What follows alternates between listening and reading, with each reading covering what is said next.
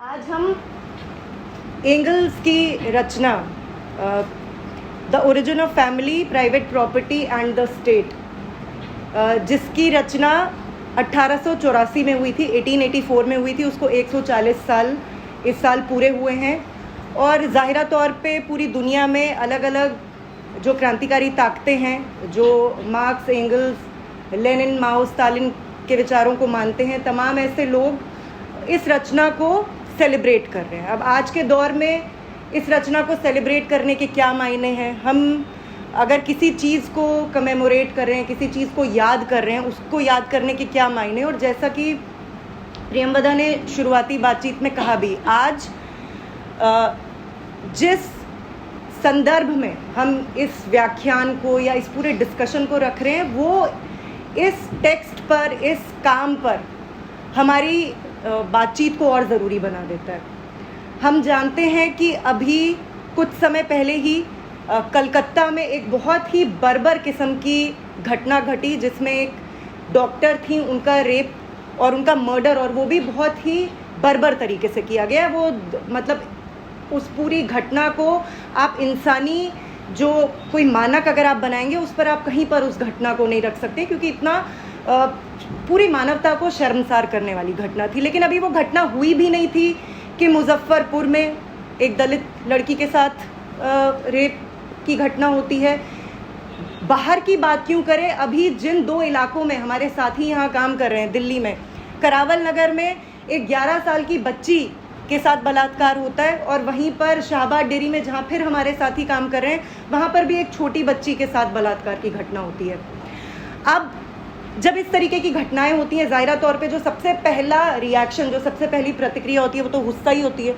हमें गुस्सा आता है और हमें नफ़रत होती है, और हमें समझ में नहीं आता कि हम क्या करें। और हम अगर कारणों तक जाने की कोशिश करते हो, तो सबसे पहले जो हमें, आप कह सकते हैं, सतह पर नज़र आता है, तो ये नज़र आता है कि भाई इस ऐसे घटिया कामों को, इस तरीके की घृणित कार्रवाइयों को अंजाम देने वाले आदमी हैं। औरतें तो नहीं कर रही हैं।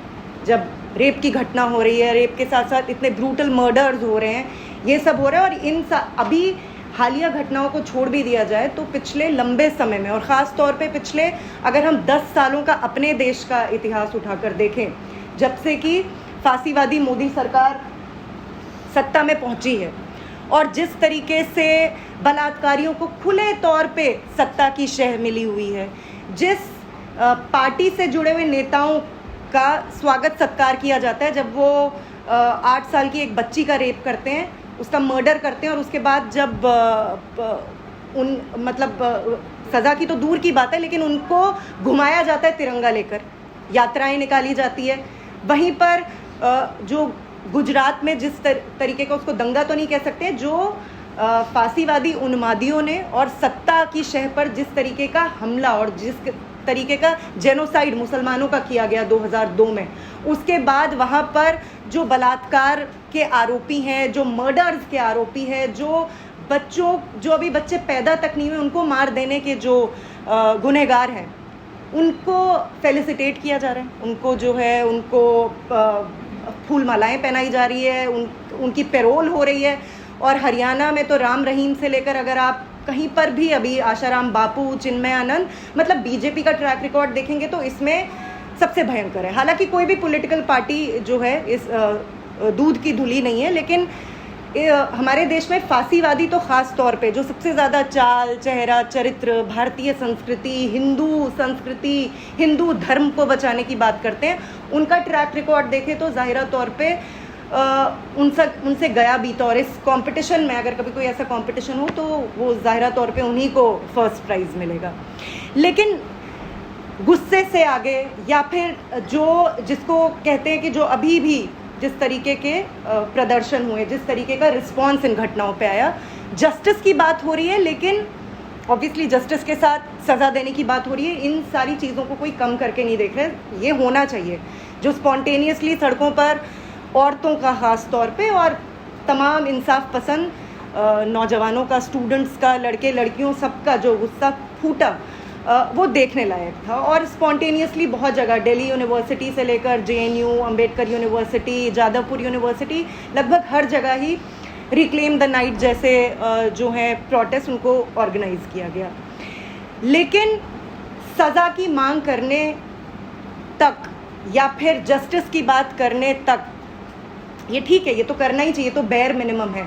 लेकिन क्या सिर्फ सज़ा देने से ये जो औरतों के खिलाफ उत्पीड़न का जो इस वक्त हम अपने सामने मुजाहिरा देख रहे हैं, क्या ये सिर्फ इससे ख़त्म हो जाएगा? क्या सिर्फ न्याय और न्याय मिलना चाहिए, इसमें कोई दो राय नहीं है, लेकिन क्या सिर्फ इतने तक ही अपने नैरेटिव या अपने प्रोटेस्ट्स को रखने से हम इस लड़ाई को जीत लेंगे? जबकि आज सच्चाई ये है कि जो कलकत्ता में आरजी कर मेडिकल कॉलेज एंड हॉस्पिटल वाली जो घटना थी, उसके बाद जो डॉक्टर्स का प्रोटेस्ट हुआ, वो प्रोटेस्ट भी बहुत लिमिटेड था।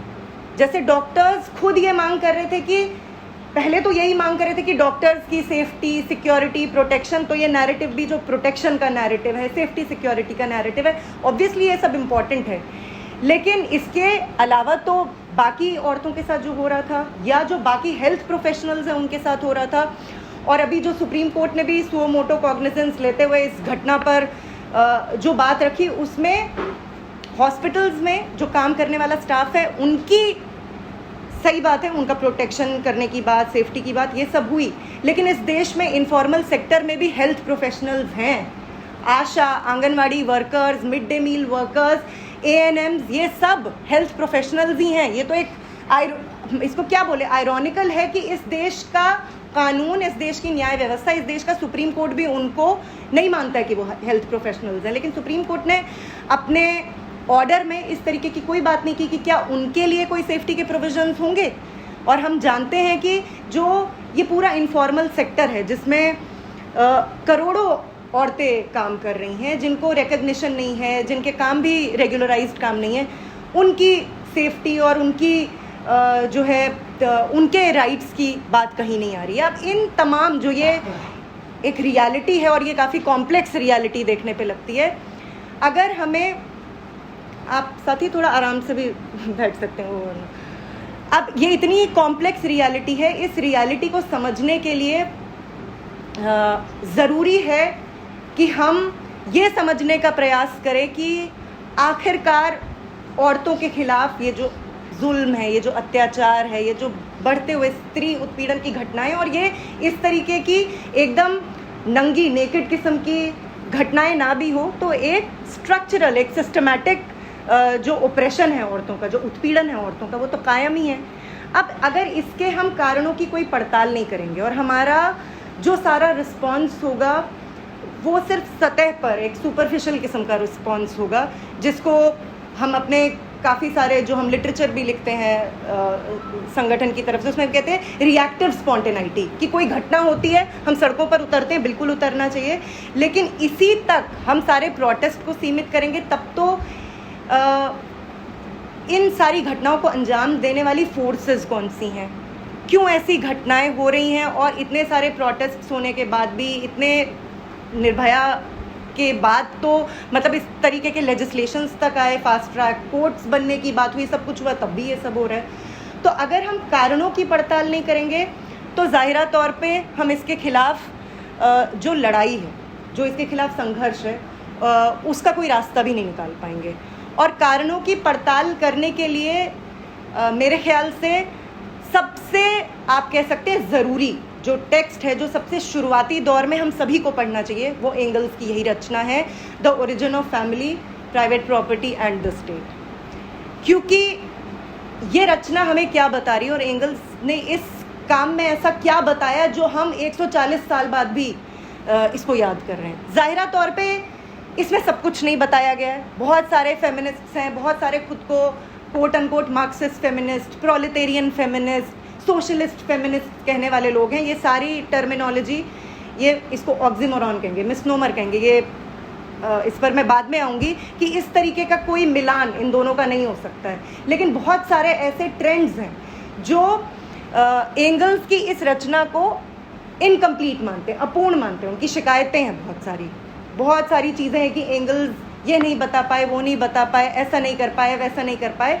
लेकिन ऑब्वियसली ये रचना सारे सवालों का जवाब देने के लिए थी नहीं, और ये रचना सारे सवालों का जवाब दे भी नहीं रही है। अगर कोई ये क्लेम कर रहा है कि आज के दौर में जो स्त्री उत्पीड़न और स्त्री उत्पीड़न के साथ ही जो जेंडरगत उत्पीड़न है, जिसके अलग अलग रूप हमें देखने को मिलते हैं, या किसी किस्म का भी जो सामाजिक उत्पीड़न है, सोशल ऑपरेशंस के जो अलग अलग रूप हैं, उनके खिलाफ कोई भी लड़ाई अगर हम आज के दौर में शुरू करते हैं तो जाहिरा तौर पे कोई कहे कि हाँ हाँ तुम एंगल्स का ये रचना पढ़ लो, इसमें सब कुछ बताया गया है। ऐसा कुछ नहीं है। ये एक आपको कंपस देता है, ये आपका एक इनिशिएशन है। जाहिरा तौर पे आज के दौर में आज की जो समस्याएं हैं, जो आज के जो हमारे आज के समाज के जो आप कह सकते हो कि विशिष्ट प्रॉब्लम्स, जिनको आप कह सकते हो, जो पर्टिकुलर प्रॉब्लम्स हैं हमारे समाज की, उनको अगर आपको समझना है तो ये आपको एक कंपस देता है। ये क्यों आपको वो कंपस देता है? क्योंकि ये टेक्स्ट आपको एक हिस्टोरिकल व्यू, एक ऐतिहासिक दृष्टि देता है, जो बहुत ज़रूरी है। क्योंकि देखिए, एक चीज़ जो आमतौर पे जिससे हमने अपनी बात भी शुरू की, जो हमारा इमीडिएट रिस्पॉन्स या जो स्पॉन्टेनियस रिस्पॉन्स जिसको कहा जाएगा, अगर हमें विमेन ऑपरेशन दिखता है तो हम सबसे पहले कहेंगे इसके लिए आदमी जिम्मेदार है। और आदमी अगर जिम्मेदार है तब हम ऐसी बहुत सारी थियरीज आई, और अभी कल भी इस पर हमारे साथी सेशन रख रहे हैं, जिसमें जो अलग अलग साइंटिफिक थियरीज, जो एंथ्रोपोलॉजिकल थियरीज, एथनोग्राफिकल थियरीज आई हैं, किस तरीके से साइंस की आड़ में वो ऑपरेशन को जस्टिफाई करने के, उसको नेचुरलाइज करने के तौर तरीके बताते हैं। तो उन्हीं में से एक जो नज़रिया है वो ये भी है कि जो आदमी औरतों का ऑपरेशन कर रहा है वो तो ह्यूमन नेचर है, वो तो आदमियों का नेचर है, इस वजह से ऐसा हो रहा है। क्योंकि उसमें बहुत सारे जिसको कह सकते हैं ट्रोप्स यूज़ किए जाते हैं कि आदमी बाय नेचर प्रेडेटर है इसलिए वो ऐसा करता है, आदमी बाय नेचर हंटर है इसलिए वो ऐसा करता है, और फिर एक डाइकोटमी क्रिएट की जाती है कि औरतें बाय नेचर ऐसी होती हैं और आदमी बाय नेचर ऐसे होते हैं, और इस वजह से ये साइक्लिकल लॉजिक है जो आपको कहीं नहीं पहुंचाएगा। ये रचना क्या कर रही है? एंगल्स का ये काम क्या कर रहे हैं, और एंगल्स उस वक्त क्या कर रहे हैं? एंगल्स हमें बता रहे हैं कि औरतों के ऑपरेशन के रूट्स अगर आपको तलाशने हैं तो आपको हिस्ट्री में जाना पड़ेगा। यानी कि एंगल्स क्या कर रहे हैं? एंगल्स हिस्टोरिकल मटीरियलिज्म के प्रिंसिपल्स को ऑपरेशन, और ख़ास तौर पे यहाँ पे जिस ऑपरेशन की बात हम कर रहे हैं, जिससे हमारा आज राब्ता हम जिससे कर रहे हैं, वो है विमेन ऑपरेशन। और एंगल्स ये बता रहे हैं कि इसकी एक हिस्ट्री है। यानी वो हमें क्या दृष्टिकोण दे रहे हैं? एक हिस्टोरिकल मटीरियलिस्ट दृष्टिकोण। यानी कि विमेन ऑपरेशन हमेशा से नहीं था, और ये ऑपरेशन एक ख़ास दौर में पैदा हुआ, और ये ऑपरेशन कहीं ऊपर से नहीं आया, कोई इनेट यानी कि बाय नेचर आदमियों की या औरतों की ऐसी कोई प्रकृति नहीं थी जिसकी वजह से ये हुआ, बल्कि सोसाइटी, और सोसाइटी जब हम कहते हैं तो एक ख़ास दौर में सोसाइटी का आगमन होता है। उससे पहले जिस भी किस्म का एक सोशल ऑर्गेनाइजेशन था, उस सोशल ऑर्गेनाइजेशन और उस सोशल ऑर्गेनाइजेशन के कॉरेस्पॉन्डिंग जो फैमिली के ऑर्गेनाइजेशन के रूप पैदा हुए, जो फॉर्म्स ऑफ फैमिली ऑर्गेनाइजेशन पैदा हुए, अगर हमें औरतों के ऑपरेशन के जड़ों को तलाशना है, अगर हमें इसके ओरिजिन के कॉजेज़ को ट्रेस करना है, तो हमें पीछे जाना होगा। और ज़ाहिरा तौर पे उस वक्त, और आज तो खैर इस पूरे क्षेत्र में और बहुत काम हुआ है, लेकिन उस वक्त दो काम थे जिन पर एंगल्स रिलाई करते हैं। एक लुइस मॉर्गन का उसी वक्त 1877 में काम आया था एंशिएंट सोसाइटी, जिसमें कि मॉर्गन जो भी उस वक्त लिमिटेड एंथ्रोपोलॉजिकल एविडेंस था उसके बेसिस पर वो इस नतीजे पर पहुंचते हैं कि हमेशा से औरतें सबऑर्डिनेशन के रोल में नहीं थी, हमेशा से मेल डोमिनेंस नहीं था, और उसको वो ज़ाहिरा तौर पे वो किसी क्रांतिकारी नतीजे पर नहीं पहुंचते, वो कोई डायलेक्टिकल मटीरियलिस्ट नहीं थे, लेकिन वो हिस्टोरिकली और एंथ्रोपोलॉजिकली ट्रेस करते हैं कि एक ऐसा दौर था जब जो सोशल ऑर्गेनाइजेशन था, और जो सोशल ऑर्गेनाइजेशन के अनुरूप जिस तरीके के फैमिली, और फैमिली भी हम एक निश्चित इसको टर्म्स में बात करें, लेकिन जो भी आप कह सकते हैं उस वक्त क्लैंस के या ट्राइब्स के ऑर्गेनाइजेशन के रूप थे, उन ऑर्गेनाइजेशंस के रूप में औरतों को काफ़ी फ्रीडम थी, उनका स्टेटस काफ़ी ऊपर था और डिसीजन मेकिंग उनके हाथ में थी। और एंगल्स इस काम का यूज़ करते हैं। और दूसरा एक और काम उस वक्त जो एक और एंथ्रोपोलॉजिस्ट थे, स्विस एंथ्रोपोलॉजिस्ट थे बैकुचन, उनके काम का इस्तेमाल करते हैं। और इस एनालिसिस के बेसिस पर जो बहुत ही आप कह सकते हो कि एक रूडिमेंट्री लेवल का एनालिसिस था, आज उसके फील्ड में और काम हुआ है। बहुत सारी चीज़ें जो है कोरोबोरेट हुई हैं, कुछ चीज़ें जो कि उस वक्त एविडेंस की कमी की वजह से आप कह सकते हो स्पेकुलेशन के लेवल पर थी, उनको आज साइंटिफिक रिसर्च ने और एथनोलॉजिकल रिसर्च ने, एंथ्रोपोलॉजिकल रिसर्च ने उनको और ज़्यादा एक कॉन्टेक्स्ट दिया है और उसको सब्सटैंशिएट किया है। लेकिन हाँ, इतना तय है कि एंगल्स इन लोगों के काम को इस्तेमाल करते हुए ये बताते हैं कि क्लास सोसाइटी या एक ऐसे दौर में सोशल ऑर्गेनाइजेशन के अलग रूप थे, और एक ऐसा ही सोसाइटी थी जहाँ पर, जिसको उन्होंने कहा प्री क्लास सोसाइटी, और प्री क्लास सोसाइटी को उन्होंने स्टेजेस में डिवाइड किया। वो एंगल्स की अपनी कैटेगरीज नहीं थी, वो सारी कैटेगरीज मॉर्गन की थी, सैवेजरी, बार्बरिज्म और सिविलाइजेशन। अब आज के हमारे कानों को ये थोड़ा अजीब लग सकता है सुन के कि सैवेजरी, बार्बरिज्म, हम किसी को सैवेज बोल रहे हैं, हम किसी को बारबेरिक बोल रहे हैं, और फिर हम बोल रहे हैं सिविलाइजेशन। लेकिन उस वक्त यही टर्मिनोलॉजी प्रचलन में थी। उसके बाद ज़ाहिरा तौर पे जब इनमें स्टडीज़ आगे बढ़ी तो इन सोसाइटीज़ को डिफ्रेंशिएट करने के जो एंथ्रोपोलॉजी में और हिस्ट्री में जिन टर्म्स का यूज़ किया गया वो था हंटिंग गैदरिंग सोसाइटीज़, हॉर्टिकल्चर की सोसाइटी, और फिर एग्रीकल्चर में जब एडवेंट होता है ह्यूमैनिटी का, प्रॉपरली एग्रीकल्चर में एडवेंट होता है ह्यूमैनिटी का, और इस तरीके से ये डिफ्रेंसिएशन होता है। मैं इसके बहुत ज़्यादा डिटेल्स में नहीं जाऊंगी क्योंकि ये जो हम बातचीत रख ही रहे हैं इसीलिए रख रहे हैं कि हमारा जिन साथियों ने नहीं ये रचना पढ़ी है वो इस रचना को पढ़े, क्योंकि ये ज़ाहिरा तौर पे इस रचना को हम सिर्फ उतने ही लेवल पर आपको इंट्रोड्यूस कर रहे हैं जितने लेवल पे हमें आज के टॉपिक में बात करने की ज़रूरत है। लेकिन इसको आप पढ़ेंगे आप, और इसके अलावा आप बाद में जो हिस्ट्री राइटिंग हुई है उसको पढ़ेंगे तो आप इसी नतीजे पे पहुंचेंगे कि ओवरऑल ये जो आप कह सकते हो स्टेजेस बनाई गई थी,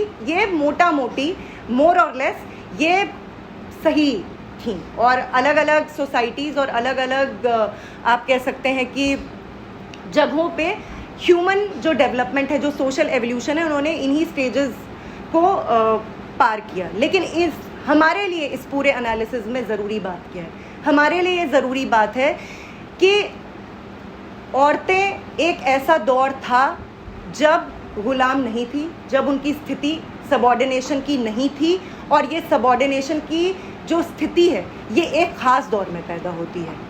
यानी कि एंगल्स का जो आप कह सकते हैं हिस्टोरिकल नज़रिया है या जो मटीरियलिस्ट नज़रिया है वो हिस्ट्री में भी, और हिस्ट्री जो प्री हिस्ट्री यानी कि रिटन हिस्ट्री से पहले के दौर की बात, और जो जब हम सिविलाइजेशन के दौर में आते हैं, यानी कि जिसको हम कह सकते हैं जब एग्रीकल्चरल सोसाइटीज़ बनी, जब हिस्ट्री राइटिंग शुरू हुई, जब डॉक्यूमेंटेशन होना शुरू हुआ, जब राइटिंग एग्जिस्टेंस में आई, उस दौर की बात करते हैं तो हम ये देखते हैं कि औरतों की सिचुएशन में, औरतों के स्टेटस में फ़र्क आया।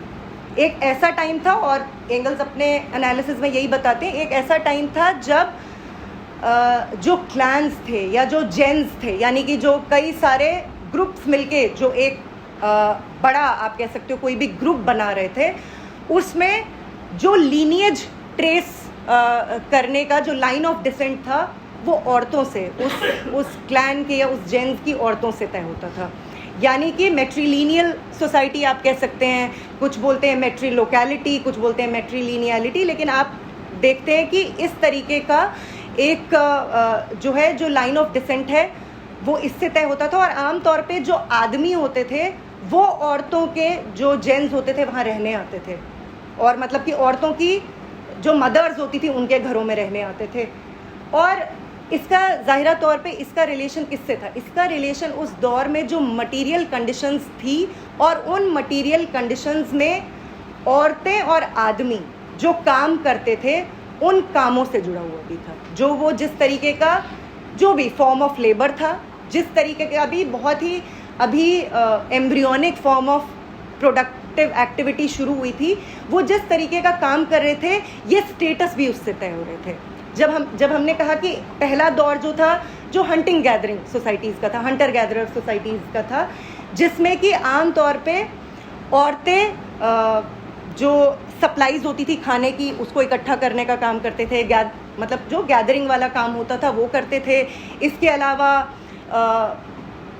खाना अगर किसी भी तरीके पर पकाया जा रहा है वो सारा काम, बच्चों की परवरिश का काम, चाइल्ड बेयरिंग और रेयरिंग का काम, और इसके अलावा बहुत ही छोटे फॉर्म में कुछ जो टूल्स और इम्प्लीमेंट्स, और अभी तो हम स्टोन एज की बात कर रहे हैं। ये अगर हम अब हिस्ट्री के टर्म्स में बात करें तो अभी हम पैलियोलिथिक एज में, तो हम यहाँ पर देखते हैं तो बहुत ही अभी एम्ब्रियोनिक किस्म के टूल्स हैं। वी गॉर्डन चाइल्ड ने इस पर बहुत बढ़िया काम किया है। उनकी एक बहुत छोटी सी किताब है, अच्छी किताब है, स्टोरी ऑफ टूल्स। और वैसे भी उनका काम जो है हिस्ट्री ऑफ ह्यूमन एवोल्यूशन, आप ये तमाम काम पढ़ेंगे। और जो भी यहाँ पे हिस्ट्री के अगर साथी हैं तो अमर फारूकी की भी जो बुक है, काफ़ी अच्छी किताब है वो, अर्ली सोशल फॉर्मेशन, वो किताब है। उसमें ये जो मैं आपको बता रही हूँ ये उसमें बहुत ही तफसील से और बहुत ही आसान शब्दों में इसको बयान किया गया। लेकिन ये वो दौर है जब औरतें गैदरिंग का काम करती हैं, लेकिन बाद का हिस्टोरिकल एविडेंस ये भी बताता है कि कुछ जेन्स में औरतें हंटिंग का काम भी करती थीं और आदमी प्राइमरीली हंटिंग का काम करते थे। लेकिन हंटिंग से जो प्रोसीड्स मिल रहे थे, यानी जो आ रहे थे, वो बहुत इनडिटर्मिनेट थे, अनसर्टन थे। आपको आज कोई प्रे आपको मिल पाएगा कि नहीं मिल पाएगा, इसकी कोई सर्टनटी नहीं थी। लेकिन आप कंदमूल इकट्ठा करके और छोटा मोटा जो भी आप अपना काम कर रहे हैं, वो उसकी एक डेफिनेटनेस थी, उसकी एक सर्टनटी थी। दूसरी चीज़, क्योंकि अभी ये सोशल एवोल्यूशन का बहुत, अभी हम उसके एम्ब्रियोनिक फॉर्म्स की बात कर रहे हैं, तो उस दौर में ऐसा नहीं था कि जो लोग पैदा हो रहे थे वो सारे लोग जो है सरवाइव कर जाते थे, नहीं सरवाइव करते थे। बहुत सारे जो बच्चे पैदा होते थे इन्फेंसी में ही मर जाते थे। तो यानी जो औरतों का बायोलॉजिकल फंक्शन था, जो औरतों का बच्चा पैदा करने की जो स्पेशल कैपेबिलिटी थी, वो उसको काफ़ी हायर स्टेटस मिला था उसको। क्योंकि अगर आपको अपने क्लैन को आगे बढ़ाना है, अगर आपको मतलब प्रोक्रिएशन के ज़रिए आपको जो है अपने इसको लीनिएज को आगे बढ़ाना है, तो इसके लिए ज़रूरी था कि औरतों का जो ये प्रोक्रिएटिव फंक्शन है ये बरकरार है, और इसकी वजह से औरतों को एक हायर स्टेटस मिलता है। ज़ाहिरा तौर पे प्रोडक्टिव फोर्सेस का डेवलपमेंट होता है, नए टूल्स बनते हैं। आप पैलियोलिथिक एज के बाद जो अपर पैलियोलिथिक एज है, उसके बाद मेसोलिथिक एज आता है, जिसमें आप स्टोन इम्प्लीमेंट्स भी थे, जो स्टोन टूल्स थे वो और ज़्यादा डेफिनेट हो रहे थे। वो और ज़्यादा, जैसे पहले क्या होता था कि जो आपको टूल्स थे वो बहुत ओकेजनल टूल्स थे, उनके वो स्पेशलाइज्ड नहीं थे, बहुत भोथड़े किस्म के, वल्गर किस्म के होते थे, और उसी से बहुत सारी चीज़ों का काम चला लिया जाता था। आप छोटा मोटा, और आगे वाली स्टेज में जब एकदम अभी कल्टीवेशन की स्टेज आती है, तो वही जो स्टोन इम्प्लीमेंट्स थे, जब वो ज़्यादा स्पेशलाइज्ड होते गए तो उसके ज़रिए किस तरीके से कल्टीवेशन का काम हुआ। और अभी शुरुआती दौर में वो कल्टीवेशन का काम भी औरतें करती हैं। अभी हम प्रॉपर एग्रीकल्चर के स्टेज में नहीं आए हैं, लेकिन जो शुरुआती दौर में ये कल्टीवेशन का काम है ये भी औरतें करती हैं। और क्योंकि इसकी वजह से जो प्लांट्स, और जिसको हॉर्टिकल्चर सोसाइटीज़ कहा गया, जो कि मोटा मोटी बार्बरिज्म वाली जो स्टेज है, इसको भी Morgan lower middle upper stage में करते हैं, और एंगल्स भी वही कैटेगरीज लेते हैं। लेकिन अब आज के हम दौर में जितना हिस्टोरिकल और एंथ्रोपोलॉजिकल काम हुआ है, अब टर्मिनोलॉजी बदली है, लेकिन हाँ, आप मोटा मोटी वो उसी से कॉरस्पॉन्ड करता है। लेकिन इस टाइम में भी औरतें जो काम कर रही हैं उस काम का इम्पोर्टेंस है, और इसी के साथ जो कल्टीवेशन है और जो हॉर्टिकल्चर है वो तो चालू होता ही है, और कैटल ब्रीडिंग। कैटल ब्रीडिंग शुरू होती है। और ये एक बहुत हमें आज के दौर में लगता है इसमें बड़ी क्या बात थी, लेकिन नहीं, उस जानवरों की मस्कुलर एनर्जी को हार्नेस करना, ऑक्स का इस्तेमाल, और उसके बाद प्लाउ शेयर बनता है, प्लाउ के ज़रिए खेती करना, ये एक लीप थी। और जैसे जैसे ये प्रोडक्टिव फोर्सेस बढ़ती हैं, जिस तरीके का अब कल्टीवेशन हो रहा है और अब हम एग्रीकल्चर प्रॉपर की स्टेज में जा रहे हैं, आदमियों का रोल इस तरह के काम में बढ़ता है। क्योंकि और हाँ, इसी के साथ क्या हो रहा है, पहले जब हंटर गैदरिंग सोसाइटीज़ थी तो लाइफस्टाइल भी ज़्यादा नोमैडिक था। कुछ टाइम के लिए एक जगह पे रहना, वहाँ पर आपने जितना आप गैदर करके इकट्ठा कर सकते थे खाना, आप मूव ऑन करते थे दूसरी जगह पर। लेकिन जो हमारा हॉर्टिकल्चर का दौर है और फिर ऑब्वियसली एग्रीकल्चर प्रॉपर, इसके साथ सेडेंट्री लाइफ का आना और एक जगह बसना लोगों का, ये शुरू होता है। और इसके साथ जो है वो काम जिसमें आदमियों का रोल था, और क्योंकि उसके ज़रिए जो अब जो हल जोतने, हल टाइप तो नहीं लेकिन जो भी हम उसको प्लाउ शेयर अगर वो करें, वो जो जोतने का काम था, क्योंकि उसमें एक ख़ास तरीके का वो काम था, उसमें आदमियों का रोल ज़्यादा बनता है। और क्योंकि ऑब्वियसली एक टाइम में जब ह्यूमैनिटी अभी नेसेसिटी की स्टेज में थी, जब अभी वो सब्सिस्टेंस के लेवल तक भी बमुश्किल पैदा कर पा रही थी, तब ऑब्वियसली औरतों का एक स्टेटस इसलिए भी बनता था, जो हमने पहले उनका किया, जो उनका रिप्रोडक्टिव फंक्शन था, वही जो आज के टाइम में हम जिसको कह सकते हैं कि बहुत सारे फेमिनिस्ट बोलते हैं कि औरतों की गुलामी का प्रिसाइसली ये कारण है क्योंकि उनको ये रिप्रोडक्टिव फंक्शन मिला और उसकी वजह से वो अपनी सारी फैकल्टीज़ का इस्तेमाल नहीं कर पाते। लेकिन एक दौर ऐसा था जब वो एक बेन नहीं था, वो एक कर्स नहीं था, और कर्स भी वो क्लास सोसाइटी में बना है अपने आप में। कोई चीज़ कर्स या बून या कोई शाप या कोई चीज़ जो है वरदान, वो ऐसे तो नहीं बनती है। वो क्यों बनती है उस पर भी हम चर्चा आगे करेंगे। लेकिन ज़ाहिरा तौर पे वो एक फंक्शन जो है, क्योंकि बच्चों का लालन पालन करना, इसकी वजह से औरतें कुछ टाइम के लिए कुछ एक्टिविटीज़ से, और जब छोटे बच्चे होते हैं तो ऑब्वियसली औरतें ख्याल रखती हैं। लेकिन हमें ये भी याद रखना चाहिए कि अभी एक कम्यूनल लाइफ है, जो जेंट्स की लाइफ जो हम देख रहे हैं वो भी कम्यूनल लाइफ है। तो ऐसा नहीं है कि हम कोई अभी इंडिविजुअल फैमिली यूनिट्स की बात कर रहे हैं, तो इंडिविजुअल फैमिली यूनिट्स की बात नहीं कर रहे हैं। इसलिए बच्चों का लालन पालन होता था, लेकिन ऑब्वियसली जो प्राइमरी आप कह सकते हो केयर गिवर थी कुछ टाइम के लिए तो औरतें रहती थी। और अब जिस तरीके का आप कह सकते हैं कि सोशल प्रोडक्शन अब हो रहा था, उसमें औरतों का काम, कुछ काम जो थे वो रेलीगेट होने लगे, क्योंकि ये वो टाइम है अब जब हम एग्रीकल्चर प्रॉपर के स्टेज में आ रहे हैं, वहाँ पर सब्सिस्टेंस के लेवल से जितना की ज़रूरत था उससे ज़्यादा प्रोडक्शन होने लगा था। यानी कि एक सोशल सरप्लस का एग्जिस्टेंस शुरू हुआ। और इसमें जब हम, जैसे कुछ लोग ये कहते हैं कि जब एंगल्स ये कहते हैं कि मेट्रिलिनियल सोसाइटी का खात्मा, और जिसको कहते हैं overthrow of the mother right, वो वर्ल्ड हिस्टोरिक डिफीट थी फीमेल सेक्स की। ये बहुत एक आप ओरिजिन ऑफ फैमिली, जैसे ये एक कुछ कोटेबल कोट्स होते हैं ना, वैसा कोटेबल कोट है ये। लेकिन एंगल्स यहाँ किसी एक इवेंट की बात नहीं कर रहे हैं। ये इवेंट जो है ऑब्वियसली वो, उसमें कई सारे अंडरलाइंग प्रोसेसेस एक साथ चल रही हैं, जहाँ एक तरफ प्रोडक्टिव फोर्सेस बढ़ रही हैं जिससे कि सरप्लस पैदा हो रहा है, और अब अपने बेयर मिनिमम सर्वाइवल के लिए जो ज़रूरी है उससे ज़्यादा पैदा किया जा रहा है। वहीं पर जो फैमिली ऑर्गेनाइजेशन के फॉर्म्स है वो भी इस दौर में बदलते हैं। एक स्टेज में ग्रुप मैरिजेस होती हैं, फिर पेयरिंग फैमिली या पेयरिंग मैरिज टाइप फैमिली, क्योंकि एक स्पेशल आप कह सकते हो कि यूनिट है जो एक ख़ास दौर में आती है। लेकिन एक पेयरिंग मैरिज जिसमें कि अब एक आदमी एक औरत है। पहले ग्रुप मैरिजेस थी तो group of main marrying group of women और लिविंग टुगेदर। अब मैरिज तो आज के हम नज़र से देख रहे हैं, लेकिन एक दौर आता है पेयरिंग फैमिली, और पेयरिंग फैमिली का स्टेज यानी कि जो हमारा आप कह सकते हो ये वाला स्टेज, और जब ये हॉर्टिकल्चर वाला स्टेज है, जब कल्टीवेशन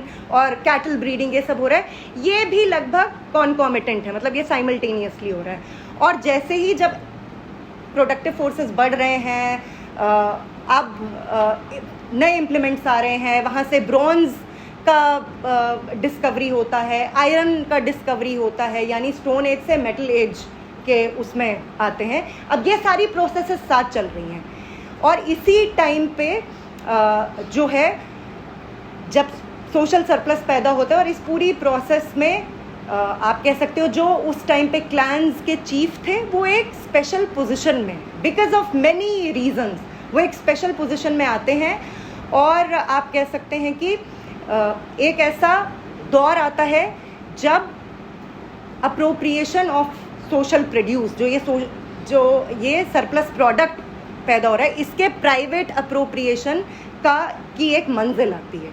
आप कोई कहे कि ये एग्जैक्टली हिस्ट्री में कब होता है? एग्जैक्टली हिस्ट्री में ये तो हम पहले हमने जिसकी बात की वो प्री हिस्ट्री थी।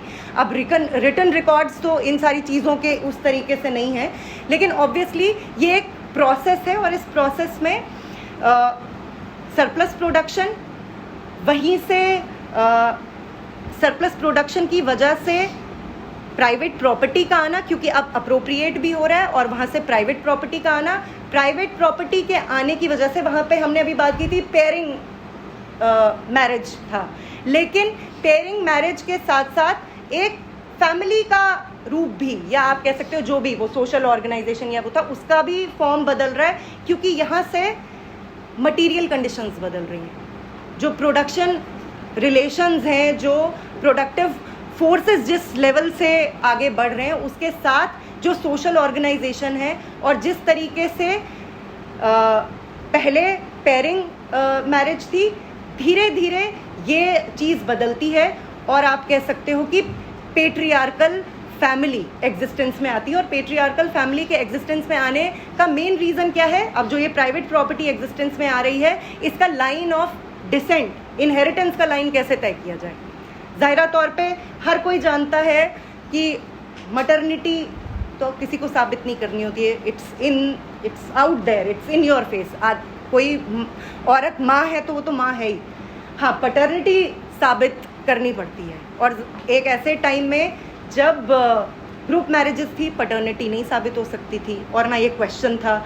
जब पेयरिंग फैमिली भी थी, तब भी एक औरत एक आदमी ही थे, लेकिन कुछ भी इम्पोज्ड नहीं था, और तब भी कोई फैमिली, इंडिविजुअल फैमिली यूनिट जैसा कोई ऑर्गेनाइजेशन नहीं था। लोग वही जेन्स या उस तरीके के क्लैंस में रहते थे और देख रेख करने की जिम्मेदारी आमतौर पे सभी की होती थी। और तब भी ये वाला स्टेज भी वो था जब अभी मैट्रिलिनियलिटी से ही चीज़ें तय हो रही हैं या डिसेंट तय हो रहा है। लेकिन प्राइवेट प्रॉपर्टी के आने से और प्राइवेट प्रॉपर्टी के आने की वजह से जो क्लास डिफ्रेंसिएशन पैदा होता है, क्लास एंटागोनिज्म्स पैदा होते हैं, और इसी टाइम पे ये जो एक तरफ हम देख रहे हैं कि सोसाइटी में, क्योंकि मटेरियल कंडीशंस चेंज होती है और एक क्लासलेस सोसाइटी से क्लास सोसाइटी में ट्रांजिशन होता है, वहीं पर जो सोशल ऑर्गेनाइजेशन का पहले एक रूप था, अगर हम उसको अभी फैमिली के टर्म्स में बात करें कि ग्रुप मैरिजेस, पेयरिंग फैमिली, यही वो स्टेज है जब पेट्रियार्कल, मोनोगमस, हेट्रीसेक्सुअल फैमिली एग्जिस्टेंस में आती है। और इसके साथ ही औरतों का, आप कह सकते हो, इंस्टीट्यूशनलाइज सबऑर्डिनेशन का एक रूप तैयार होता है। यानी कि एंगल्स इस पूरे प्रोसेस को, ये तो बहुत हमने अभी इसके आप डिटेल्स में जाएंगे और इतना काम अब हुआ है कि इसको और गहराई से समझा जा सकता है इस पूरी प्रोसेस को। और इसको हमें क्योंकि ये भी एक एलिगेशन एंगल्स के खिलाफ लगता है कि एक तो आम तौर पे जो लगता है कि मार्क्स की एक अलग समझदारी थी, एंगल्स की एक अलग समझदारी थी, और हमेशा मार्क्स और एंगल्स के बीच में एक डिफरेंस, एक वेज क्रिएट करने की कोशिश होती है कि मार्क्स ज़्यादा डायलेक्टिकली चीज़ों को देखते थे, एंगल्स बहुत डिटर्मिनिस्टिकली चीज़ों को देखते थे। और इस काम के ओरिजिन ऑफ फैमिली के ऊपर भी ये इल्ज़ाम लगता है कि बहुत ही इकोनॉमिक फैक्टर्स को ध्यान दिया गया है, बहुत ही डिटर्मिनिस्टिकली चीज़ों को बताया गया है। दूसरा आरोप ये भी लगता है कि बहुत ही स्टेजिस्ट अंडरस्टैंडिंग है कि इन स्टेजेस से सोसाइटी, ऐसा कुछ कहा नहीं गया है कि इन स्टेजेस से सोसाइटी, लेकिन हिस्टोरिकली और बाद का जो रिसर्च हुआ उसने ये दिखाया कि स्टोन एज और उसके बाद ब्रॉन्ज एज और उसके बाद आयरन एज और उसके बाद जिसको नियोलिथिक रेवोल्यूशन कहा गया और उस एग्रीकल्चर का किस तरीके से एडवेंट होता है, और उसके साथ ही प्रोडक्टिव फोर्सेस के बढ़ने के साथ किस तरीके से social surplus production, private property, classes का एग्जिस्टेंस में आना, और इस पूरी प्रक्रिया को अगर हम हिस्टोरिकली समझेंगे तो इसके एविडेंस आज पहले से कहीं ज़्यादा है, उस वक्त से ज़्यादा है जब एंगल्स इस रचना को लिख रहे थे। तो ये सारे एलिगेशंस लगते हैं, लेकिन एंगल्स का काम ये नहीं था कि वो इन सारे आरोपों का जवाब देते, वो तब जानते भी नहीं थे। लेकिन मेन जो कंसर्न है वो ये है कि इस ऑपरेशन के हिस्टोरिकल रूट्स को ट्रेस करने का काम एंगल्स करते हैं, और इसके हिस्टोरिकल रूट्स को जब ट्रेस करते हैं तो हम ये देखते हैं कि एक ख़ास दौर में औरतों का ऑपरेशन शुरू होता है, एक ख़ास दौर में औरतें सबऑर्डिनेशन की पोजीशन में आती हैं, और एक ख़ास दौर में ये जो डोमिनेशन है, जिसको हम मेल डोमिनेशन कह सकते हैं, या जिसको हम पेट्रियार्की कहते हैं, या जिसको हम मिसोजिनी कहते हैं, या जिसको हम सेक्सिज्म कहते हैं, ये सारी जो आइडियोलॉजी है या जो इस तरीके के आप कह सकते हो इंस्टीट्यूशंस है, ये जब एग्जिस्टेंस में आते हैं तो ये हिस्ट्री में एक डेफिनेट मोमेंट पे होता है। और इसलिए जो ओरिजिन ऑफ फैमिली का सबसे बड़ा कंट्रीब्यूशन जो है वो ये है कि वो इस पूरे ऑपरेशन को हिस्टोरिसाइज करता है, वो इसको मटेरियल कंडीशंस में इसके रूट्स को तलाश करता है, और वो किसी भी जो एक टेंडेंसी है एंथ्रोपोलॉजी में भी और जो तमाम फेमिनिस्ट डिस्कोर्स हुआ है उसमें भी, कि हम ऑपरेशन को नेचुरलाइज करें। अगर ऑपरेशन की कोई हिस्ट्री नहीं है, अगर ऑपरेशन और एक्सप्लॉइटेशन की कोई हिस्ट्री नहीं है, तब तो आप मान के चलिए ये तो रघुकुल रीति है, ये सदा से चली आई थी, सदा चलती रहेगी, और आपको ये बहुत ही एक पेसिमिस्टिक कंक्लूजन पे पहुंचाएगी। तो मेरे ख्याल से जो सबसे बड़ा कंट्रीब्यूशन अगर हम माने तो एंगल्स ने इस पूरे ऑपरेशन को, और इस ऑपरेशन को जो विमेन ऑपरेशन है उसको क्लास एक्सप्लॉइटेशन और ऑपरेशन के साथ जोड़ा। और वो जोड़ा इसलिए नहीं कि वो कुछ आर्टिफिशियल कोई एक्सरसाइज थी, एविडेंस ये बता रहा था, हिस्ट्री ये बता रही थी, द मूवमेंट ऑफ हिस्ट्री जो है वो इसी तरफ इशारा कर रही थी कि ये रीजंस थे जिसकी वजह से औरतों का सिस्टमैटिक सबऑर्डिनेशन शुरू होता है। अब अगर हम कहें कि आज के दौर में जब हम आज एंगल्स की इस रचना को पढ़ते हैं तो हम क्या क्या चीज़ें इससे ले सकते हैं, हमें क्या क्या चीज़ें हैं जो हमारे आज के स्ट्रगल्स को प्रॉपर ओरिएंटेशन देने के लिए ज़रूरी है। सबसे पहली चीज़ ये है कि अगर हम इस ऑपरेशन की, विमेन ऑपरेशन की हिस्ट्री को देखते हैं तो हम ये भी मानते हैं कि इस ऑपरेशन को ख़त्म करने की एक रियल पॉसिबिलिटी है। क्योंकि अगर आप ये मानते हैं कि ऑपरेशन इनेट है, मतलब कि आदमी इसलिए ऑपरेस कर रहा है औरतों को क्योंकि वो आदमी हैं, और औरतें इसलिए ऑपरेस की जा रही हैं क्योंकि वो औरतें हैं, ये आपको किसी नतीजे पर नहीं पहुंचाएंगे। और ज़्यादातर फेमिनिस्ट लिटरेचर की प्रॉब्लम ये है कि उनका एनालिसिस ही इससे शुरू होता है। अब वो एनालिसिस में बहुत सारे, उसका एक डिस्क्रिप्टिव पावर तो रहती है। अब बहुत कई तरह के फेमिनिस्ट स्कूल्स हैं। अगर हम बात करें सिमोन दे बूवा की, उसके बाद केट मिलेट की, शुला स्मिथ फायरस्टोन की, इन सब ने अलग अलग चीज़ों को इंगित किया, इन सब ने अलग अलग डिस्क्रिप्शंस दिए विमेन ऑपरेशन के।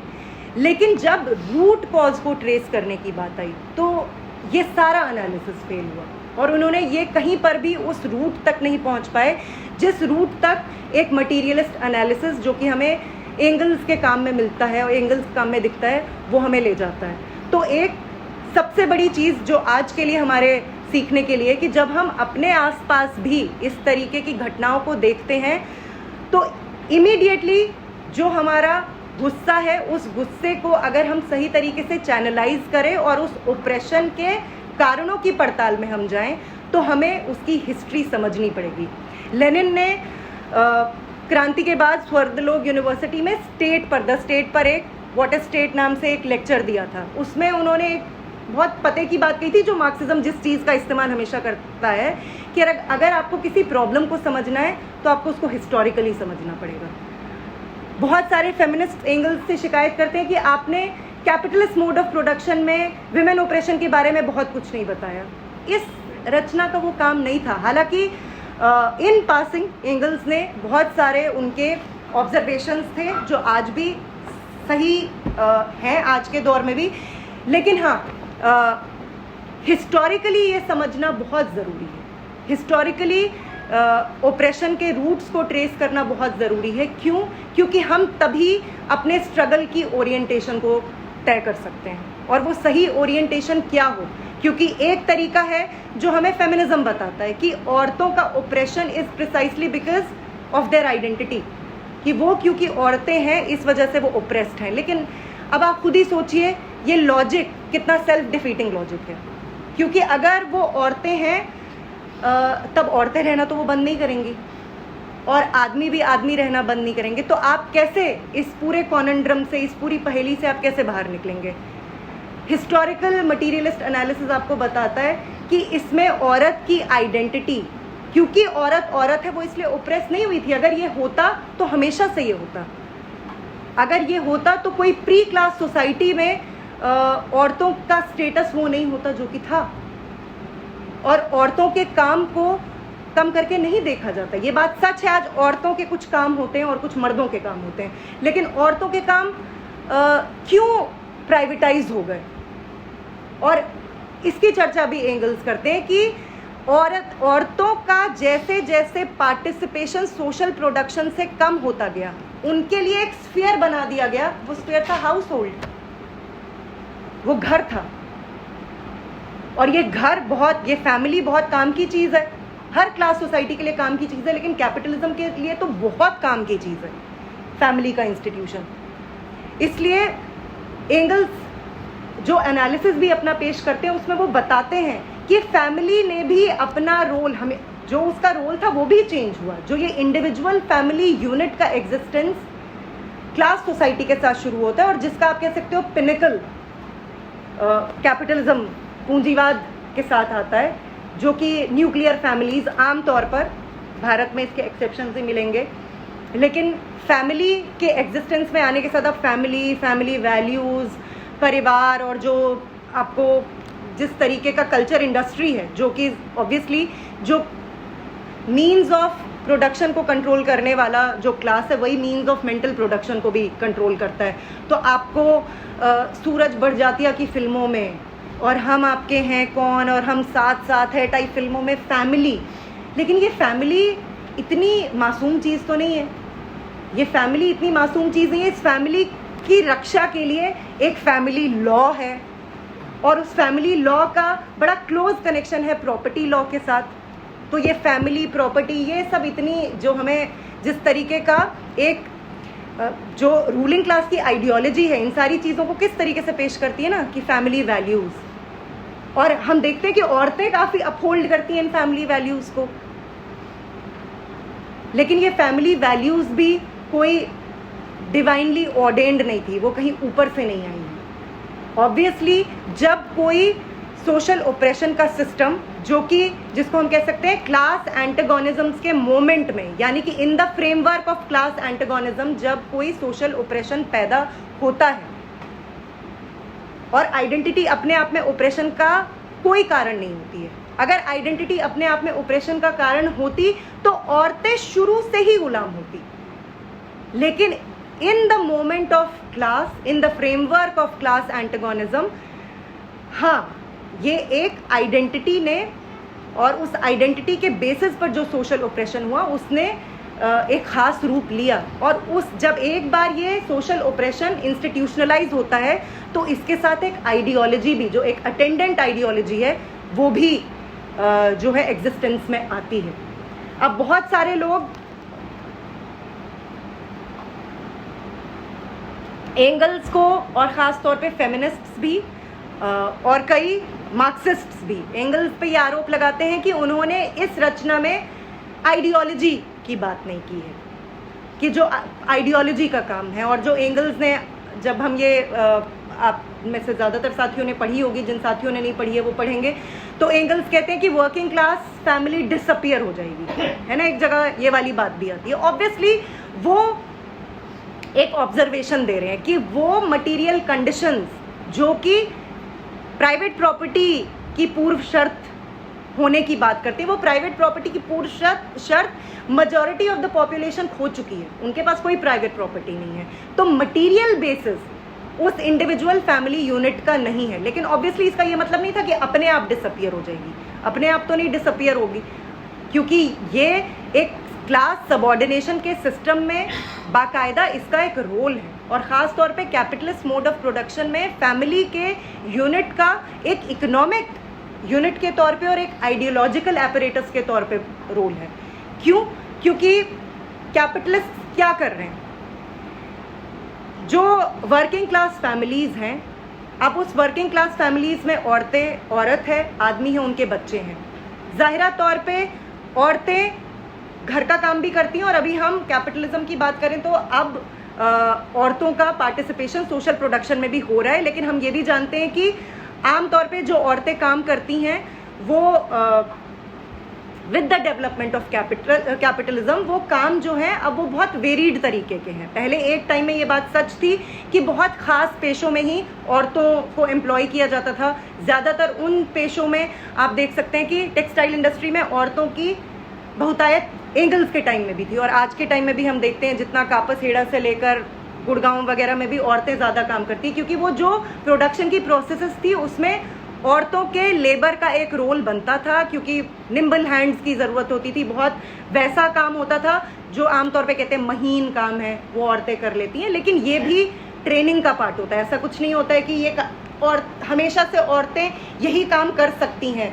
आप मटेरियल कंडीशंस को चेंज करेंगे तो ये सारी चीज़ें भी जनरेशंस में ये सारी चीज़ें बदलती है। लेकिन हाँ, ये बात सच है कि औरतों का सोशल प्रोडक्शन में इंट्रोडक्शन होता है, लेकिन प्रिंसिपली हाउस होल्ड को चलाने का काम, और यहाँ पे अगर हम वर्किंग क्लास फैमिली की बात करें तो वर्किंग क्लास के हाउस होल्ड चलाने का काम औरतें करती है। अब हाउस होल्ड चलाने का क्या मतलब है?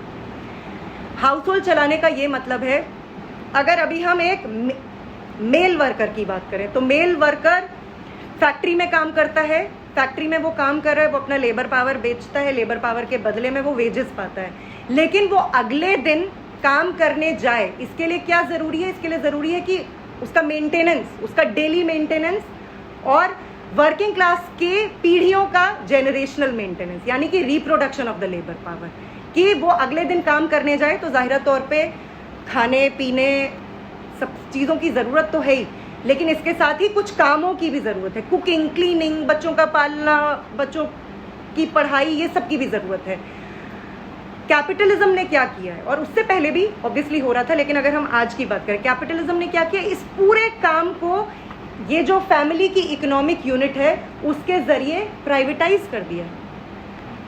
तो यानी जो रिप्रोडक्शन ऑफ लेबर पावर है, daily reproduction of labour power और जनरेशनल रिप्रोडक्शन, यानी कि मजदूरों की अगली पीढ़ी भी तैयार होती रहे। फैक्ट्रियों में काम करने पूंजीपतियों के बच्चे तो नहीं जाएंगे, उनकी पीढ़ियां तो नहीं जाएंगी, वो तो मजदूरों के ही बच्चे जाएंगे। तो वो ये मेंटेन हो, ये रिप्रोडक्शन हो, तो औरतें प्रोडक्टिव लेबर जो कि वो बाहर जाके करती हैं, उसके साथ साथ वो रिप्रोडक्टिव लेबर में भी लगी हुई हैं। और कैपिटलिज्म ने इस काम को, और कैपिटलिस्ट क्लास ने, और कैपिटलिस्ट क्लास के इंटरेस्ट की हिफाजत करने वाला जो स्टेट है, उसने इस पूरे काम को प्राइवेटाइज किया। यानी कि जो ये इसका कॉस्ट है in terms of money, in terms of time, ये प्राइवेटाइज्ड है। हम मतलब इतना प्रोडक्टिव फोर्सेस का डेवलपमेंट हुआ है, लेकिन हम कम्युनिटी किचन्स तो नहीं देखते हैं, हम नर्सरीज तो नहीं देखते हैं, हम लॉन्ड्रीज जो कम्युनिटी चला रही हूँ हम वो लॉन्ड्रीज नहीं देखते हैं, जो कि हो सकता है, जो कि पॉसिबल है। लेकिन आपको क्योंकि रिप्रोडक्शन ऑफ लेबर पावर को मिनिमाइज करते जाना है, क्योंकि आपको प्रॉफिट को मैक्सिमाइज करना है, इसलिए आपके लिए ये फैमिली की इकोनॉमिक यूनिट बहुत ज़रूरी है। और इसीलिए ये इकोनॉमिक यूनिट जो कि हम जो क्रिटिसिज्म हो रहा था एंगल्स का कि उन्होंने कहा कि ये डिसअपियर हो जाएगी, एंगल्स एक ऑब्जर्वेशन दे रहे थे कि वो मटेरियल बेसिस बहुसंख्या के लिए फैमिली के एग्जिस्टेंस का मटेरियल बेसिस की प्राइवेट प्रॉपर्टी जो प्री सपोज करती है कि फैमिली हो, वो है ही नहीं। लेकिन फैमिली की यूनिट अपने आप जो है विदर अवे नहीं हो जाएगी, वो अपने आप ख़त्म नहीं हो जाएगी, क्योंकि उसका एक इकोनॉमिक फंक्शन है for the capitalist class and the capitalistic, और उसका एक आइडियोलॉजिकल फंक्शन है, उसका एक आइडियल और बहुत ज़रूरी आइडियोलॉजिकल फंक्शन है। हम स्कूल जाने से, अभी हम स्कूल भी नहीं जाते हैं, हम जब अपने घर में होते हैं तो हम बचपन से जिस तरीके की हमारी ट्रेनिंग और जिस तरीके का आप कह सकते हो कि हमारी कंडीशनिंग होती है, वो सबसे पहले तो फैमिलीज़ में ही होती है। जो स्ट्रिक्ट जेंडर रोल्स होते हैं, जो जिस किस्म का डिवीज़न होता है कामों का, वो तो फैमिलीज़ में ही होता है, और ये आइडियोलॉजिकल रोल भी फैमिलीज़ बाकायदा निभाती हैं। तो इसका डुअल सिग्निफिकेंस है for capitalist mode of production, for capitalist class and capitalist state. इसलिए वो फेमिनिस्ट जो आदमियों के बाद मेन एज एनिमी, एक तो वो फेमिनिस्ट हैं जो आदमियों को ही सबसे बड़ा दुश्मन मानती है, एक वो है जो फैमिली उनका ये कहना है कि जो ऑपरेशन का जड़ है वो फैमिली है। हिस्टोरिकली हाँ, rise of family, but not in vacuum. Rise of family कब हुआ? जब क्लास कॉन्ट्रडिक्शंस पैदा हुए, जब सरप्लस प्रोडक्शन पैदा हुआ। तो ये बात सच है कि हिस्टोरिकली फैमिली का एक रोल था, लेकिन आज के दौर में अगर आप ये कहेंगे कि हम फैमिली को ख़त्म कर देंगे without putting the capitalist system, capitalist class in the dock, और आप उस पर सवाल नहीं खड़ा करेंगे, तो आप फैमिली यूनिट को कैसे ख़त्म करेंगे?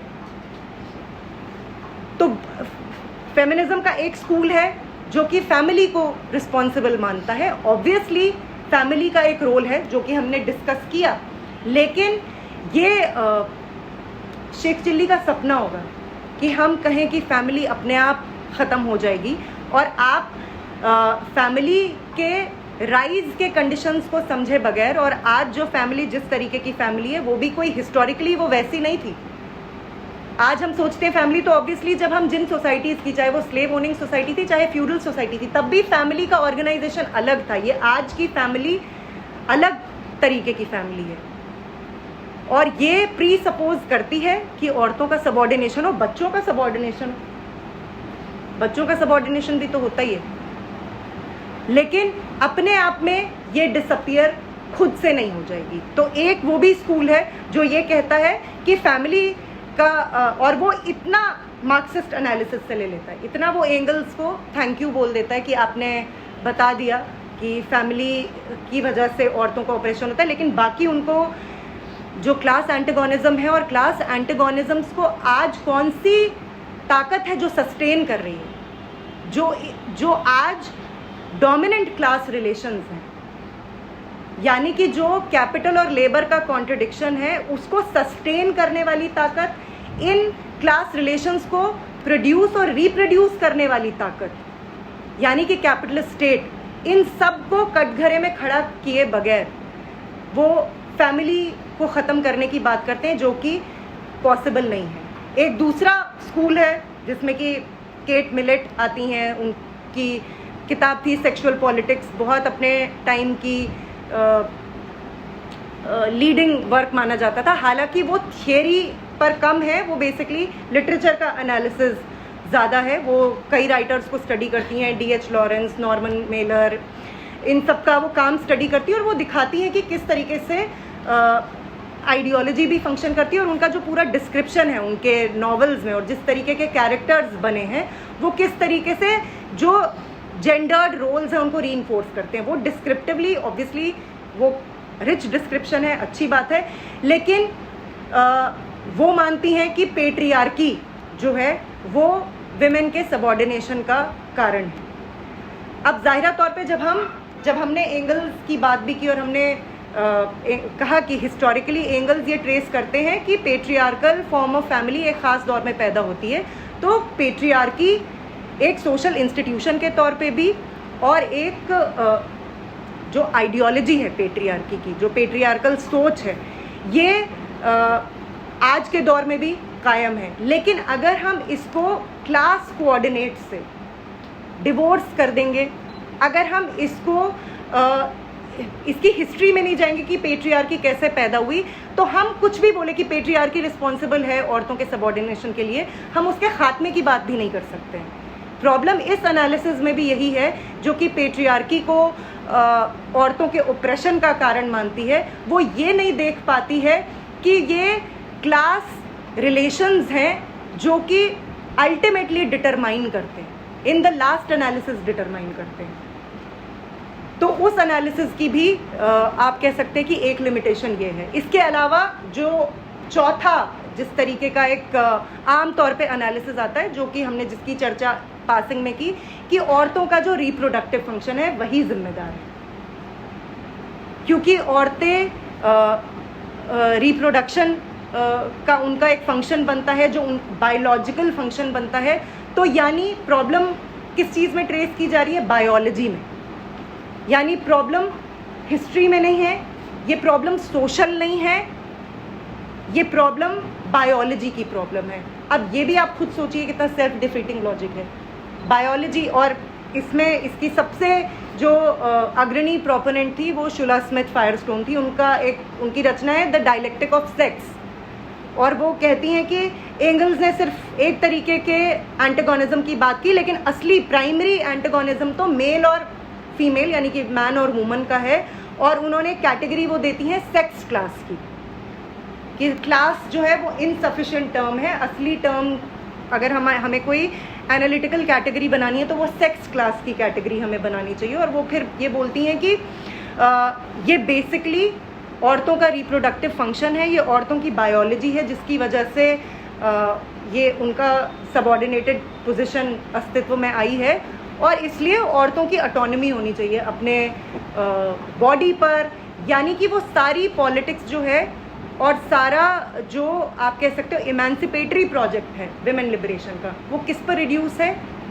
बॉडी पॉलिटिक्स पर, लिबरेशन ऑफ सेक्सुअलिटी पर। ऑब्वियसली इससे किसी का इनकार नहीं कि ये औरतों की आज़ादी का मसला है कि वो बच्चा पैदा करना चाहती हैं, नहीं पैदा करना चाहती हैं। लेकिन आज के टाइम में हमें ये भी ध्यान में रखना चाहिए, क्लास सोसाइटी में अगर कोई औरत चाहे भी कि वो प्रोक्रिएट करे, वो रिप्रोड्यूस करे, उसको वो कॉन्टेक्स्ट ही नहीं मिलता है जिस कॉन्टेक्स्ट में वो बच्चों की परवरिश करना चाहिए। एक सिंगल मदर अगर बच्चों की परवरिश करना चाहेगी, आप खुद सोच सकते हैं कि कितनी दिक्कतें आती हैं, क्योंकि कोई सोशल कॉन्टेक्स्ट ही नहीं है, कोई सोशल सिक्योरिटी नहीं है, कोई इस तरीके की व्यवस्था नहीं है जिसमें औरतें फ्रीली अपने बच्चों का जो रेयरिंग है वो सोसाइटी पर छोड़ दें। तो इस वजह से एक हमें ये भी ध्यान में रखना चाहिए कि एक क्लास सोसाइटी में जाहिरा तौर पे बहुत सारी चीज़ें जो कि शायद इतना उनका डेबिलिटेटिंग यानी कि उतना इनका वीकनिंग इफेक्ट नहीं होता, वो इफेक्ट पैदा होता है क्योंकि आपको वो कॉन्टेक्स्ट नहीं मिलता है जिसमें आप अपने वो सारे फंक्शंस पूरे कर सको। एक इंसान के तौर पे भी, एक आदमी के तौर पे भी, एक औरत के तौर पे भी आप वो नहीं पूरे कर सकते हो। और इस वजह से इस तरीके के नोशंस पैदा होते हैं। लेकिन ऑब्वियसली इससे किसी का कोई इनकार नहीं है कि ये ऑटोनॉमी की औरत रिप्रोडक्टिव फंक्शन के तौर पर वो कोई बच्चा पैदा करना चाहती है, नहीं करना चाहती है, obviously the decision lies with her. लेकिन इसी को आप कहें कि सबऑर्डिनेशन का फंडामेंटल कारण बता देना, तो ये एनालिसिस भी जो कि किसी हम कह सकते हैं निष्कर्ष पर नहीं पहुंचते और एक बहुत ही सेल्फ डिफीटिंग आर्ग्यूमेंट देता है, ये भी कहीं नहीं पहुंचता है। और इसका एक दूसरा एक्सट्रीम ये है जो कि औरतों की बायोलॉजी, और फिर उसका एक्सट्रीम है कि आदमियों की बायोलॉजी भी, कि आदमी वही जिसको हमने कहा था, तो एक डाइकोटमी होती है नेचर की और कल्चर की। आदमी बाय नेचर प्रेडेटरी है, आदमी बाय नेचर जो है वो क्योंकि वो कंट्रोल करना चाहता है। क्यों कंट्रोल करना चाहता है? और हमेशा से कंट्रोल करना चाहता था। तो क्योंकि ये एनालिसिस अगर गायब होगा तो इसलिए रियल कॉजेज तक भी नहीं पहुंचा जाएगा। तो यानी कि ये जो चार हम कह सकते हैं ब्रॉडली जो फेमिनिस्ट एनालिसिस ये जो आप कह सकते हैं कोऑर्डिनेट्स हैं कि men as enemy, family as enemy, patriarchy as enemy और biological function of reproductive function of women as enemy, इसके तौर पे पूरा एनालिसिस होता है, यानी कि जो रियल एनिमी है।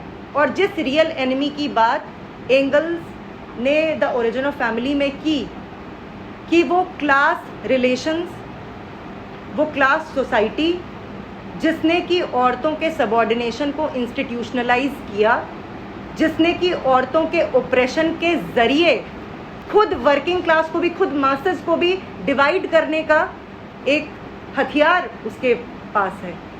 तो ज़ाहिरा तौर पे जो सोशल ऑपरेशन की आइडियोलॉजीज़ होती हैं, जो सोशल ऑपरेशन के फॉर्म्स होते हैं, वो तो मासेस को भी डिवाइड करने में काम आते हैं ना।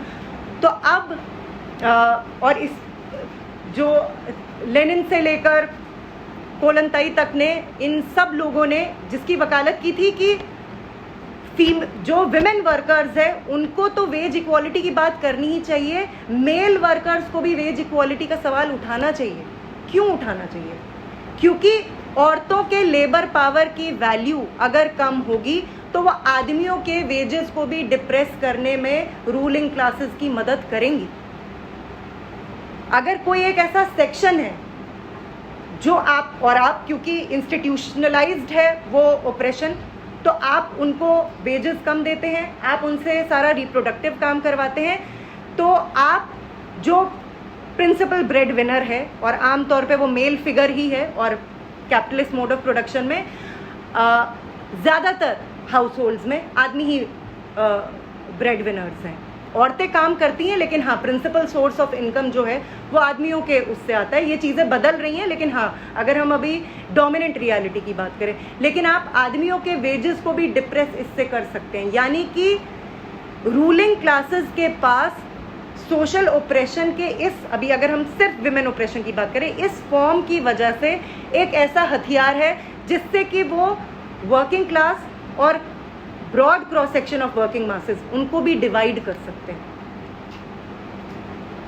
तो लेनिन ने और अलग अलग समय पे बाकी जो भी मार्क्सिस्ट फिगर्स रहे, उन्होंने बार बार ये बोला कि वेज इक्वालिटी हो, पे पैरिटी की बात हो, ये आदमियों का भी उतना ही मसला है जितना कि ये औरतों का मसला है। ये वर्किंग क्लास मूवमेंट का भी उतना ही क्वेश्चन है जितना कि ये विमेन्स मूवमेंट का क्वेश्चन है।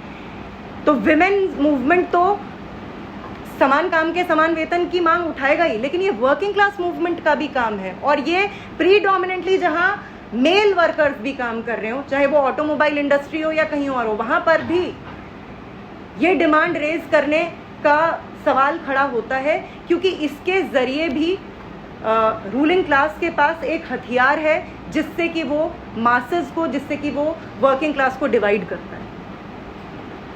तो अगर हम देखें अपने उसी सवाल पर वापस आते हुए, तो असली दुश्मन कौन है, और इस सवाल का जवाब एंगल्स ने अपनी रचना में ही दिया।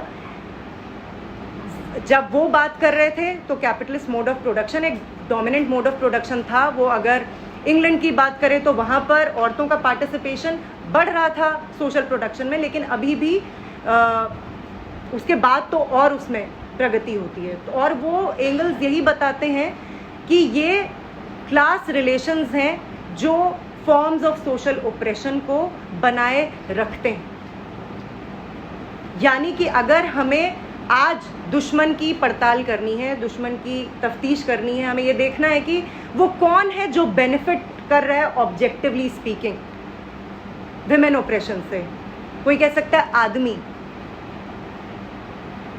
ऑब्जेक्टिवली स्पीकिंग आदमियों का क्या बेनिफिट है? जैसे वर्किंग क्लास में, हाँ ऑब्वियसली आइडियोलॉजिकली तो पेट्रियार्कल माइंडसेट है वहाँ पे, लेकिन ऑब्जेक्टिव बेनिफिट क्या मिल रहा है?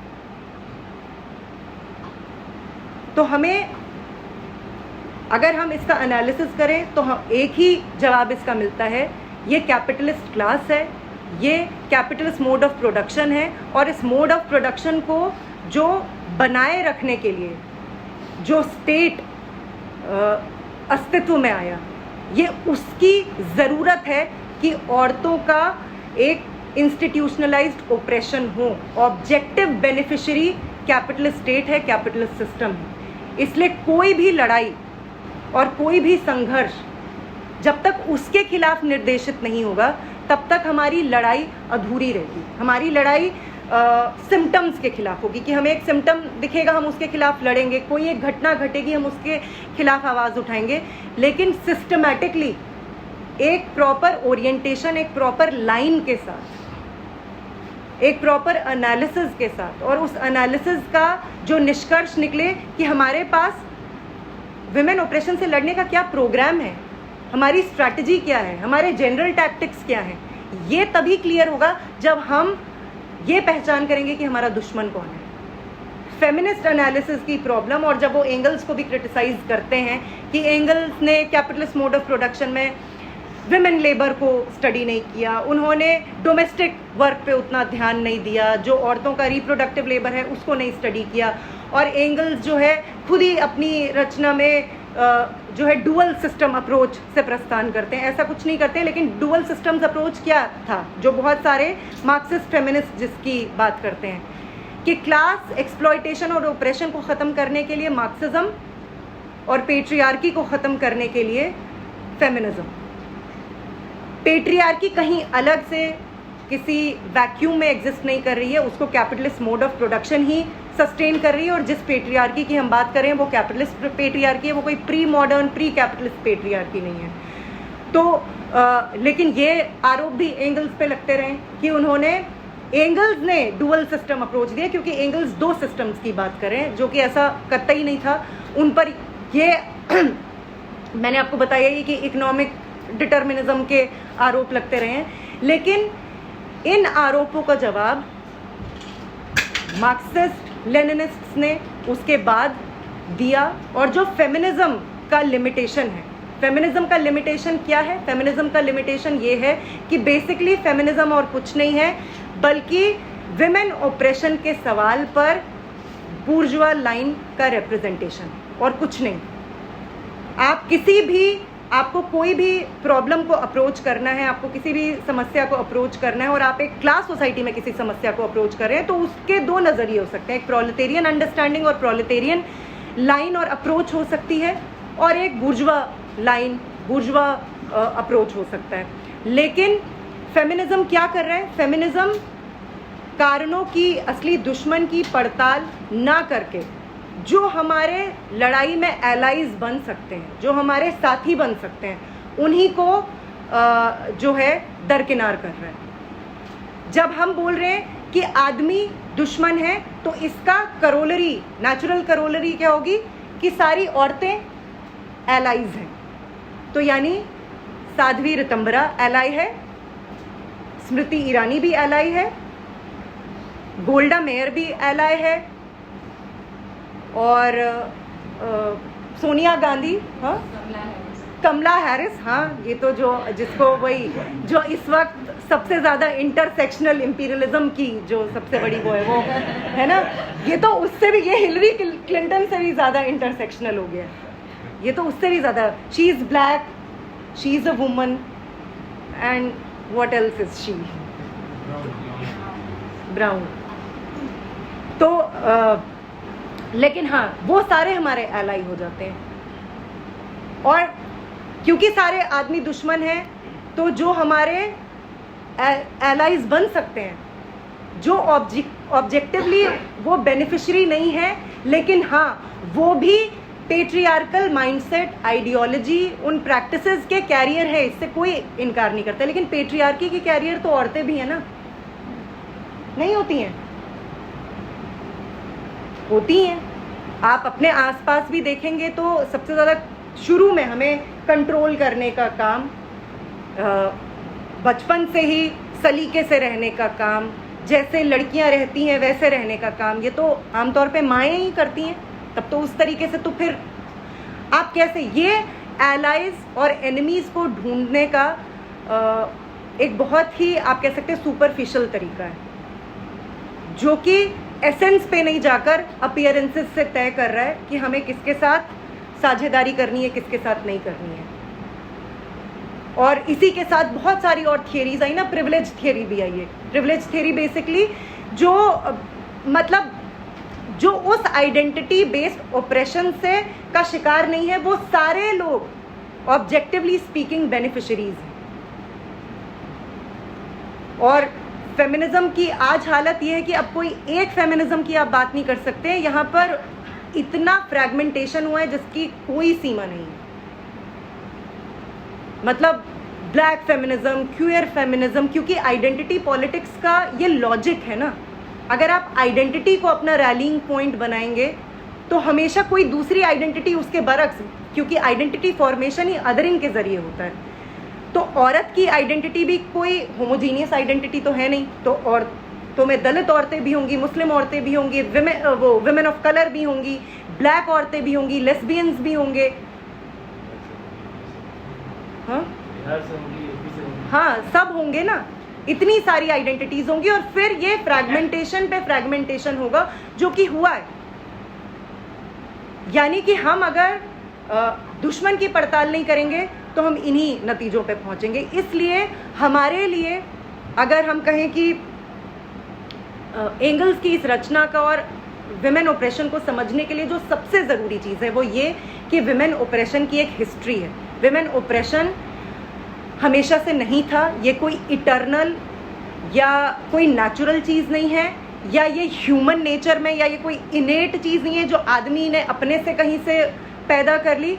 ये एक हिस्टोरिकल, एक सोशल और आप कह सकते हैं कि मटीरियल फिनोमिनन के तौर पे पैदा हुई है। और चूंकि इसकी एक हिस्ट्री है इसलिए ये ख़त्म होगी, अपने आप ख़त्म नहीं होगी।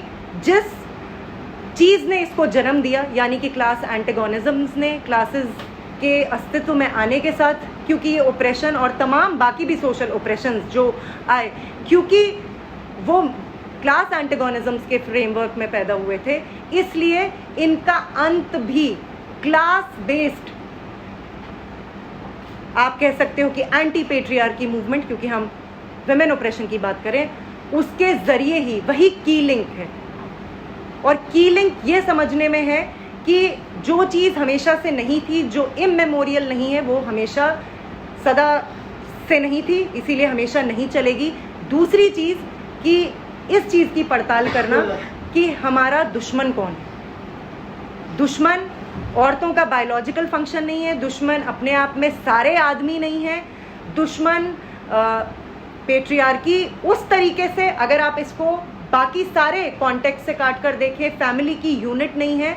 आपको ये देखना पड़ेगा कि इन सारी चीज़ों के बैकग्राउंड में, इन सारी चीज़ों के अस्तित्व में आने के लिए वो कौन से फैक्टर्स, वो कौन से कारक जिम्मेदार थे।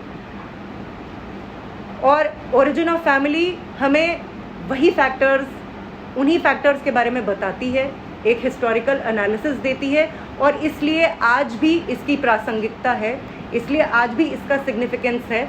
अगर हमें विमेन ऑपरेशन के खिलाफ कोई लड़ाई लड़नी है तो हमें इस रचना को पढ़ना चाहिए, जानना चाहिए। लेकिन हाँ, इतना भी ये भी सच है कि ज़ाहिरा तौर पे आज की सारी समस्याओं का जवाब इसमें नहीं है। आपको ये एक एक्सेस देता है, आपको एक कुतुबनुमा दे रहा है। हम आज के दौर के जो तमाम प्रॉब्लम्स हैं, जो पर्टिकुलर प्रॉब्लम्स हैं, उनको स्टडी करने के लिए आज के मार्क्सिस्ट लेनिनिस्ट माओइस्ट्स को नए स्ट्रैटेजीज और नए टैक्टिक्स डिवाइस करने होंगे। लेकिन हाँ, बिना हिस्टोरिकल मटीरियलिस्ट अंडरस्टैंडिंग के हम विमेन ऑपरेशन के खात्मे की डायरेक्शन में एक कदम भी आगे नहीं बढ़ सकते हैं। और हमें ये बात भी समझनी होगी कि कैपिटलिज्म के खात्मे के साथ ही, अपने आप नहीं, लेकिन हाँ, उसकी पूर्व शर्त, विमेन ऑपरेशन की पूर्व शर्त खत्म हो जाएगी। इसका कतई ये मतलब नहीं है कि एक बार सोशलिस्ट सिस्टम आ जाएगा तो सब कुछ अपने आप ठीक हो जाएगा। हमें जितने भी सोशलिस्ट एक्सपेरिमेंट्स हुए उनकी हिस्ट्री को पढ़नी चाहिए, चाहे सोवियत यूनियन में जो सोशलिस्ट एक्सपेरिमेंट्स हुए, चाइना में जो सोशलिस्ट एक्सपेरिमेंट्स हुए। जब कल्चरल रेवोल्यूशन की जिस तरीके से हम बात करते हैं, वो कल्चरल रेवोल्यूशन आदमी औरत या फिर जो जेंडर बेस्ड ऑपरेशन है उसके भी खात्मे के लिए सोशलिस्ट ट्रांजिशन के पूरे पीरियड में वो कल्चरल रेवोल्यूशन की जो थीसिस है वो आज भी हमें बहुत सारे मार्कर्स देती है। लेकिन बिना कैपिटलिज्म के खात्मे के आप वो पूर्व शर्त, वो जो कंडीशंस हैं जिसने आज के दौर में जो विमेन ऑपरेशन को सस्टेन किए हुए हैं, जो विमेन ऑपरेशन के नए फॉर्म्स को जन्म देता है, आप नहीं ख़त्म कर सकते हैं। इसके खात्मे के साथ ही औरतों की गुलामी, जो उनकी सबऑर्डिनेशन की, जो उनकी सब्जुगेशन की स्थिति है, वो भी उसको ख़त्म करने की दिशा में अगर हम कोई भी कदम बढ़ाना चाहते हैं तो वो हम इसी से बढ़ा सकते हैं। और इसलिए विमेन लिबरेशन के लिए भी ये ज़रूरी है। और लेनिन ने बहुत क्लियरली बोला कि हमें एक जिसको कहते हैं अमिट रेखा खींचनी चाहिए कि मार्क्सिस्ट पोजीशन विमेन क्वेश्चन पे क्या है और फेमिनिस्ट पोजीशन विमेन क्वेश्चन पे क्या है। इसके बीच में एक अमिट रेखा है, उसको हमें धुंधला नहीं होने देना चाहिए, क्योंकि अल्टीमेटली फेमिनिज्म आइडेंटिटी पॉलिटिक्स ही करता है किसी ना किसी किस्म का, और आइडेंटिटी, क्योंकि उसका पॉइंट ऑफ डिपार्चर आइडेंटिटी है। और मार्क्सिज्म पॉलिटिकल लाइन और सही ओरिएंटेशन, सही कारणों की पड़ताल और उसके क्या मटेरियल कंडीशंस रहे उसकी हिस्ट्री में उसको ट्रेस करना, और चूंकि वो उसकी हिस्ट्री में उसको ट्रेस करता है इसीलिए वो ये बताता है कि ये हमेशा से नहीं था और हमेशा नहीं रहेगा। तो मैं अपनी बात अभी यहीं ख़त्म करती हूँ। अब आगे क्वेश्चन आंसर्स में हम बाकी बातें डिस्कस कर सकते हैं।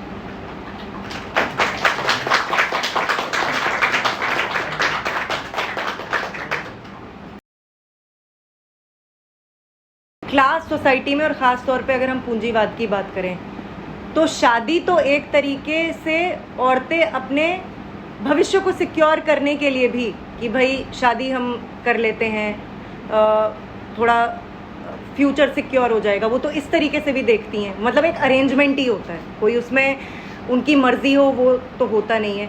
और ज़ाहिरा तौर पे अब अगर हम मिडिल क्लास औरतों की भी बात करें, जो पेटी बूर्जवाजी की, वो खुद भी ओप्रेस्ड हैं, ऐसा नहीं है कि वो ओप्रेस्ड नहीं है, वो घर में भी और वो बाहर भी जाती होंगी तो ऑपरेशन वो झेलती हैं।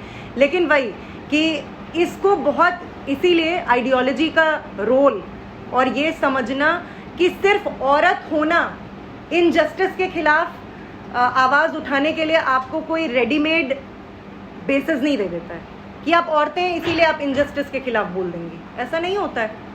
बहुत बार औरतें चुप रहती हैं। बहुत बार हम ये भी देखते हैं कि जब गुजरात में मुसलमानों पर जिस तरीके से हमले और जो कत्लेआम हुआ था उसमें औरतें नहीं इन्वॉल्व थी जो उस कत्लेआम को अंजाम दे रही थी। और वो जब राइटिंग हुई थी और वो लूटपाट मच रही थी तो वो औरतें जो है एसी से लेकर जब दुकानों में घुस रही थी, एसी अवन सब उठा उठा के भाग रही थी, वो भी औरतें ही थी। तो इसीलिए अगर कोई क्लास एनालिसिस नहीं होगा, और क्लास एनालिसिस का बेसिकली क्या है ना, जैसे मार्क्सिज्म के खिलाफ क्योंकि आरोप लगते रहे कि क्लास रिडक्शनिस्ट है, इकोनॉमिक फैक्टर्स को जो है डिटरमाइनिंग फैक्टर मानता है, ऐसा कुछ नहीं, बल्कि ये अपने आप में यही चीज प्रूव करती है कि ultimately class factors determining role play करते हैं, not in the immediate instance. हर उसमें आप नहीं देखेंगे, क्योंकि हर इमीडिएट उसमें देखेंगे तब ये रिडक्शनिज्म होगा। लेकिन किस तरीके से पेट्रियार्की को इंटरनलाइज औरतें करती हैं, किस तरीके से खुद अपना कमोडिफिकेशन भी औरतें करती है। अब जैसे जिस तरीके के गाने और जिस तरीके का पूरा, और ख़ासतौर पे अगर आप तेलुगु सिनेमा या पंजाबी म्यूज़िक इंडस्ट्री को देखें, वो आजकल एक गाना है जिसमें वो जो सिंगर, वो काफ़ी हिट हो गया गाना, जिसमें वो सिंगर बोलता है घोड़े वाइट, सुना होगा तुम सबने, घोड़े वाइट, कुड़ियाँ ब्राउन, गड्डी ब्लैक, और उस पर लड़कियां औरतें सब डांस करती हैं, वो जो मीम्स वीम्स सब बनते हैं वो सब करती हैं, है ना। और खास तौर पे आप पंजाबी गानों में देखिए, किसी को याद आ रहा होगा, मैं जो भी पंजाबी गाने सुनता होगा उसको है, अब मेरे को ध्यान नहीं आ रही है उसकी धुन, आम तौर पे इसी तरीके के नहीं होते हैं वो गाने, उस पे वो तो एक तरीके, वो कोई उसमें डिफ्रेंसिएशन नहीं है, मतलब घोड़े, औरतें, गाड़ी, तो ये तो बता ही रहे, ये कितना अच्छा है ना, ये अब आइडियोलॉजिकल भी नहीं रहा, वो बता रहे हैं कि हम औरतों को कमोडिटी समझते हैं, हम उनको या तो भेड़ बकरों की तरह मानते हैं या फिर हम उनको जो है गड्डी, जो कि ऑब्वियसली कमोडिटी, हम उसकी तरह मानते हैं। तो वो तो खुद उनकी कल्चर इंडस्ट्री, और आज जिस तरीके का, मतलब अब देने के तो कुछ है नहीं कैपिटलिज्म के पास, तो ज़ाहिरा तौर पे जो कल्चरल प्रोडक्शन भी हो रहा है वो इसी तरीके का बहुत ही भोड़ा किस्म का और नंगे तौर पे हो रहा है। लेकिन इन सारी चीज़ों को भी अब तो जैसे ये जो वोकनेस आजकल नहीं आई है सोशल मीडिया पर, बहुत सारे जो जिस तरीके का घटनाएं अभी रिसेंटली हुई है, तो हर कोई जो ये यूट्यूब पर इन्फ्लुएंसर है उसको भी कुछ हैशटैग तो डालना है। उसको विमेन ऑपरेशन से कोई लेना देना नहीं है, वो उसको कोई फर्क नहीं पड़ता है कि औरतों के आज की स्थिति का क्या कारण है, लेकिन क्योंकि आपको ये भी दिखाना है और आपको एक ख़ास आबादी को केटर करना है तो आप वो भी करते हैं। लेकिन ये बात सच है कि औरतें सिर्फ अपनी आइडेंटिटी की वजह से किसी ऑपरेशन या इनजस्टिस के खिलाफ ऑटोमेटिकली, है ना, ऑलरेडी वो आइडेंटिटी वैसी है कि वो ये स्टैंड लेगी, नहीं होता है ऐसा, ये नहीं होता है। और इसीलिए इसमें वही बात कि लास्ट एनालिसिस में ये क्लास रिलेशंस हैं जो हिस्ट्री में भी डिटरमाइनिंग रोल प्ले करते हैं और हम देखते भी हैं, अल्टीमेटली यही होता है। और हाँ, इसमें ऑब्वियसली मैं कहूँगी कि आइडियोलॉजी का एक रोल है और उस पर भी मार्क्सिस्ट्स ने बहुत काम किया है कि किस तरीके से यही कि हम कैसे इसी चीज़ को इंटरनलाइज करते हैं कि कैसे औरतें खुद उस सबऑर्डिनेशन को उसको मेंटेन करने के लिए अपने बच्चों की ट्रेनिंग करती है। खुद माताएं या दादियाँ अगली जनरेशन में उन सारी चीज़ों को वो प्रोपगेट हो, वो सब करती हैं। तो वो तो आप सही कह रहे हैं, मतलब उससे तो यही बात साबित होती है कि अपने आप में ऑटोमेटिकली सारी औरतें ना तो एलाई बन जाएंगी, चाहे वो खुद भी ओप्रेस्ड हो। ये कोई नहीं कह रहा है एज अ वुमन तो नीता अंबानी भी पता नहीं किसी टाइम पे हो सकता है कोई ऑपरेशन झेलती होगी, पता नहीं, है ना, और राधिका मर्चेंट और ये सारे हैं। लेकिन क्या वो आएंगे? वो बेनिफिशियरी हैं, वो खुद रूलिंग क्लास का पार्ट हैं, वो खुद उस सिस्टम के प्रोपगेशन में एक्टिवली लगे हुए लोग हैं। तो इससे भी आइडेंटिटी पॉलिटिक्स की जो लिमिटेशन है, और वही आइडेंटिटी पॉलिटिक्स और कुछ नहीं है, बेसिकली डीपोलिटिसाइजेशन है ना।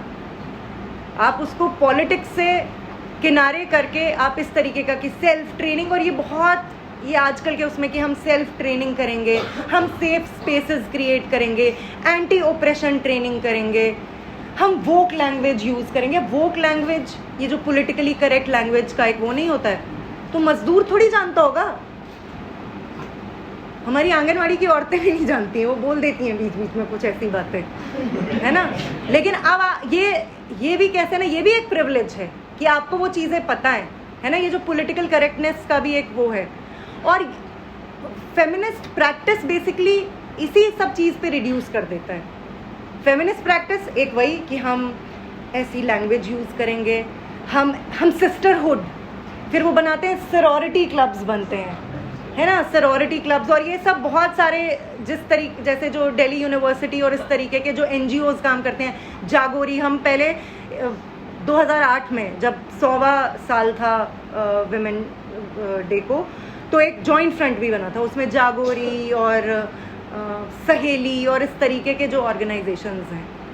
तो वो वही कि हम एक सरोरिटी, एक हमारा ग्रुप होगा, मतलब कि बहनापा हमारा, वैसा हम वहाँ पर फिर हम बात करेंगे, फिर हम शेयर करें। हाँ ठीक है, शेयर करें, उससे क्या होगा? उससे तो डिस्क्रिप्शन, ठीक है, डिस्क्रिप्शन और एनरिच होगा, लेकिन डिस्क्रिप्शन से आगे प्रेस्क्रिप्शन तक कैसे पहुँचे, क्या करें? और NGOs की पॉलिटिक्स इससे एकदम क्लोजली लिंक्ड है, जो ये पूरा वो है। या फिर ऑर्गेनाइजेशंस भी वो बनाएंगे तो वो एंटी लीडरशिप होंगे, हम किसी हायरार्की को नहीं मानते, तो चलेंगे कैसे ऑर्गेनाइजेशंस?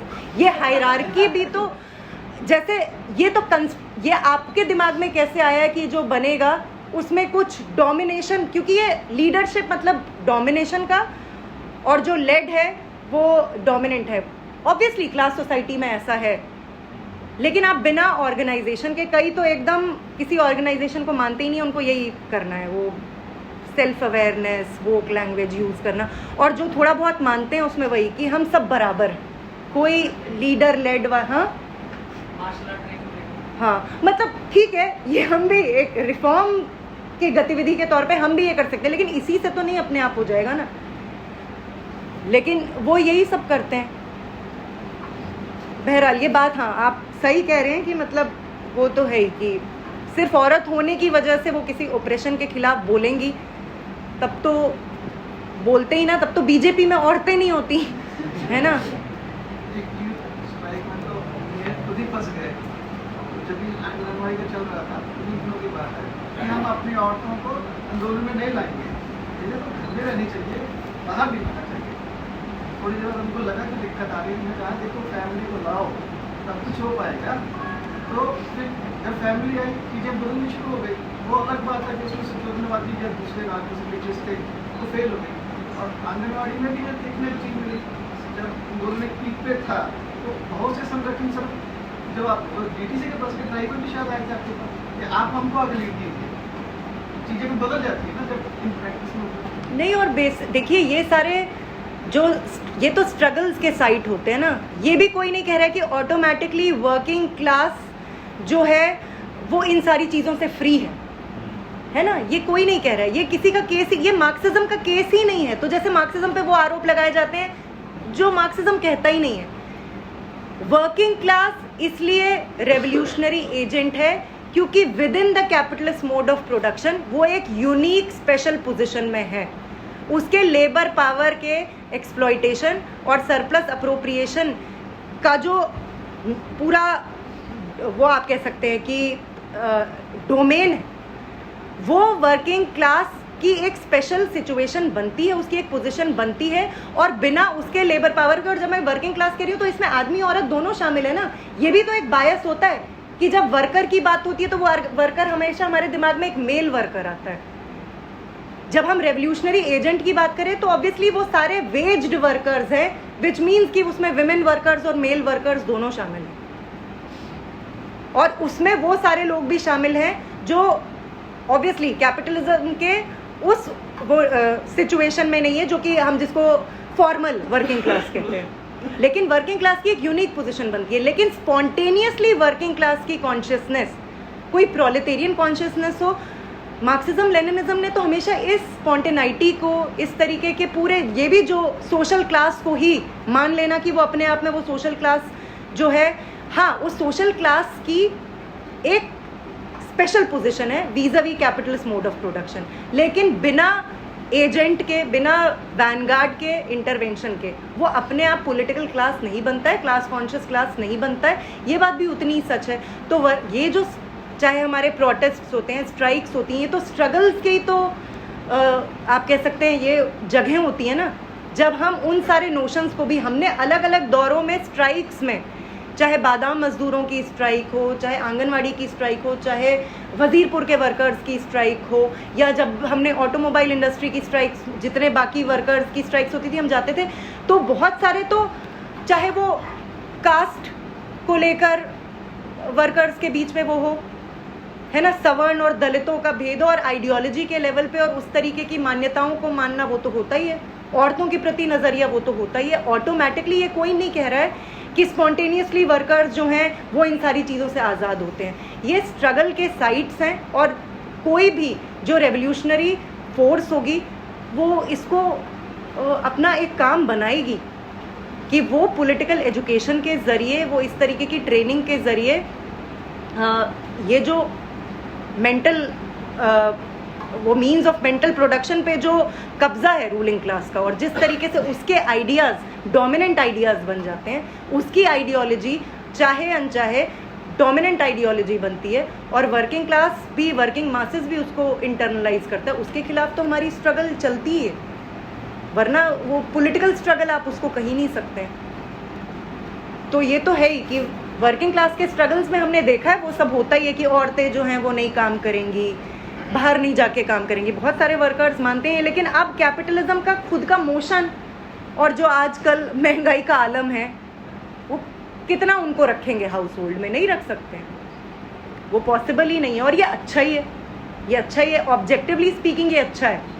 जितना एंगल्स ने, लेनिन ने कहा सोशल प्रोडक्शन में जितनी औरतों की भागीदारी बनेगी, हाँ कैपिटलिज्म सोशल प्रोडक्शन में भी भागीदारी बनाता है लेकिन उस हाउस होल्ड, उस फैमिली को भी प्राइवेटाइज करके रखता है, उसका सोशलाइजेशन नहीं होने देता है। क्यों नहीं होने देता है? वही जो हमने बात की। लेकिन सोशलिज्म तो इसकी पूरी ज़मीन तैयार करेगा जब औरतों का, जो हम सोच भी नहीं सकते और जो सोवियत रशिया ने करके दिखाया, जो सोशल प्रोडक्शन में भागीदारी, और कहाँ कहाँ औरतें नहीं पहुंची, क्या क्या नहीं किया, और पूरे हाउस होल्ड के काम को, जिसको लेनिन ने बोला ड्रजरी है, स्टल्टिफाइंग है, आपकी फैकल्टीज़ को डेड करता है, वही एंडलेस काम, मोनोटनस काम, दिन रात आप वही काम कर रहे हैं, उसकी वो ज़मीन ही तैयार कर देता है। उस तरीके के मेसेज, उस तरीके के कम्युनिटी किचन्स, लॉन्ड्रेट्स, नर्सरीज बच्चों के लिए, वो सोसाइटी का फंक्शन बन जाता है। और वो ये सारे काम भी सोशल प्रोडक्शन का हिस्सा बनते हैं। ये जो घरेलू काम होते हैं वो सारे काम उसका हिस्सा बनते हैं। हाँ, मतलब सही है, आप ठीक ही कह रहे हैं। मतलब उसमें इस तरह का सवाल आया था कि जो क्लास जैसे मजदूरों के अंदर मजदूर महिलाओं की आज़ादी कितनी है, और जो इससे ऊपर और तबका करते हैं ये लोअर मिडिल क्लास है, और फिर उससे ऊपर जो है एकदम रिच जो कैपिटलिस्ट क्लास है। तो इन तीनों वर्गों, तीनों चारों वर्गों में मतलब महिलाएं इसमें मतलब किस वर्ग में सबसे ज़्यादा आज़ाद है और किसमें कम आज़ाद है? मतलब बहस की मतलब एक तो मैंने तो अभिनव को सुना तो वो बताते कि आमतौर जैसे महिलाएं मतलब मजदूर महिलाएं ज़्यादा आज़ाद हैं उस तौर पे कि उनको वो फैक्ट्री जाती हैं अपने फैसले ले, वो ज़्यादा मतलब लोअर मिडिल क्लास और मिडिल क्लास महिलाओं के मुकाबले वो अपने खुद के फैसले वो खुद ले लेती हैं। और एकदम जो एकदम रिच क्लास है वो अफोर्ड कर सकती हैं, तो इसलिए हाँ ये इन तीनों उसमें मतलब जो बीच में जो एक क्लास है उसमें सबसे ज़्यादा मतलब एंटी वुमेन मतलब एंटी वुमेन ही क्या कहें, मतलब कि महिलाएं सबसे कम आज़ाद, अपना फैसला लेना सबसे कम उसमें है। देखो वो ये बेसिकली इसी से, ये भी मटेरियल जो हम भौतिक स्थितियां हैं उसी से निकलता है। जो काम करने, अगर वो मिडिल क्लास की औरत भी बाहर काम करने जा रही है तो जाहिरा तौर पे कुछ डिसीजन मेकिंग तो वो भी कर लेती है, लेकिन जो एकदम घर में ही कैद है, जिसके लिए वो घर की चार दीवारी ही उसका पूरा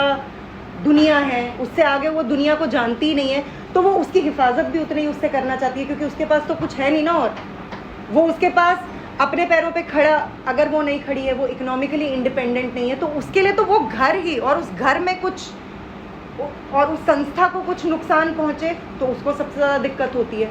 तो हाँ, अगर हम इस तरीके से देखें तो वर्किंग क्लास की औरतें अपने रीज़न से, और जो बुर्जुआ औरतें हैं वो अपने रीज़न से कंपैरेटिवली, रिलेटिवली स्पीकिंग, तुलनात्मक तौर पे हाँ उनकी आज़ादी बनती है। उनकी ज़्यादा आज़ादी इसलिए होती है क्योंकि उन वर्किंग क्लास की औरतों का स्पेशली जो हमने बात की, जितना आप सोशल प्रोडक्शन में जाएंगे, जितना आप इस घर की चार दीवारी से बाहर जाएंगे, आप उतने सामाजिक भी तो बनेंगे।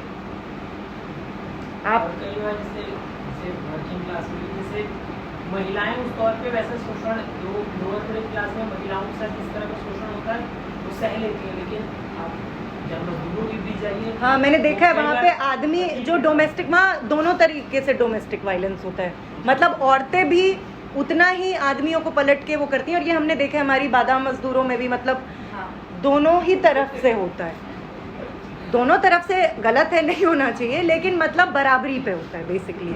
वो जो वो ये तो हाँ मतलब ये तो है ही, ये तो है ही। और इस सेंस में भी देखो, इस सेंस में भी एंगल्स वो जो बोल रहे हैं ना कि डिसअपियरेंस, वो कह रहे हैं कि ख़त्म हो जाएगा working class as a family, वो जब बात कर रहे हैं उसका एक रीज़न ये भी है कि वो जैसे जैसे औरतों का भागीदारी समाज में, सामाजिक पूरी उसमें बढ़ेगी, उतना ज़्यादा जो उनकी बंदिशें हैं, जो उनका दायरा है, वो उतना बंदिशें ख़त्म होगी और दायरा उतना व्यापक होगा। तो हाँ ये बात तो ठीक ही है कि वर्किंग क्लास की औरतें हाँ कंपैरेटिवली स्पीकिंग, बाकी तो वो पूंजी की भी मार झेलती हैं और पितृसत्ता की भी मार, इससे कोई इनकार नहीं कर रहा है कि अगर वो ज़्यादा आज़ाद है तो क्या वो इसका शिकार नहीं है, वो तो है ही।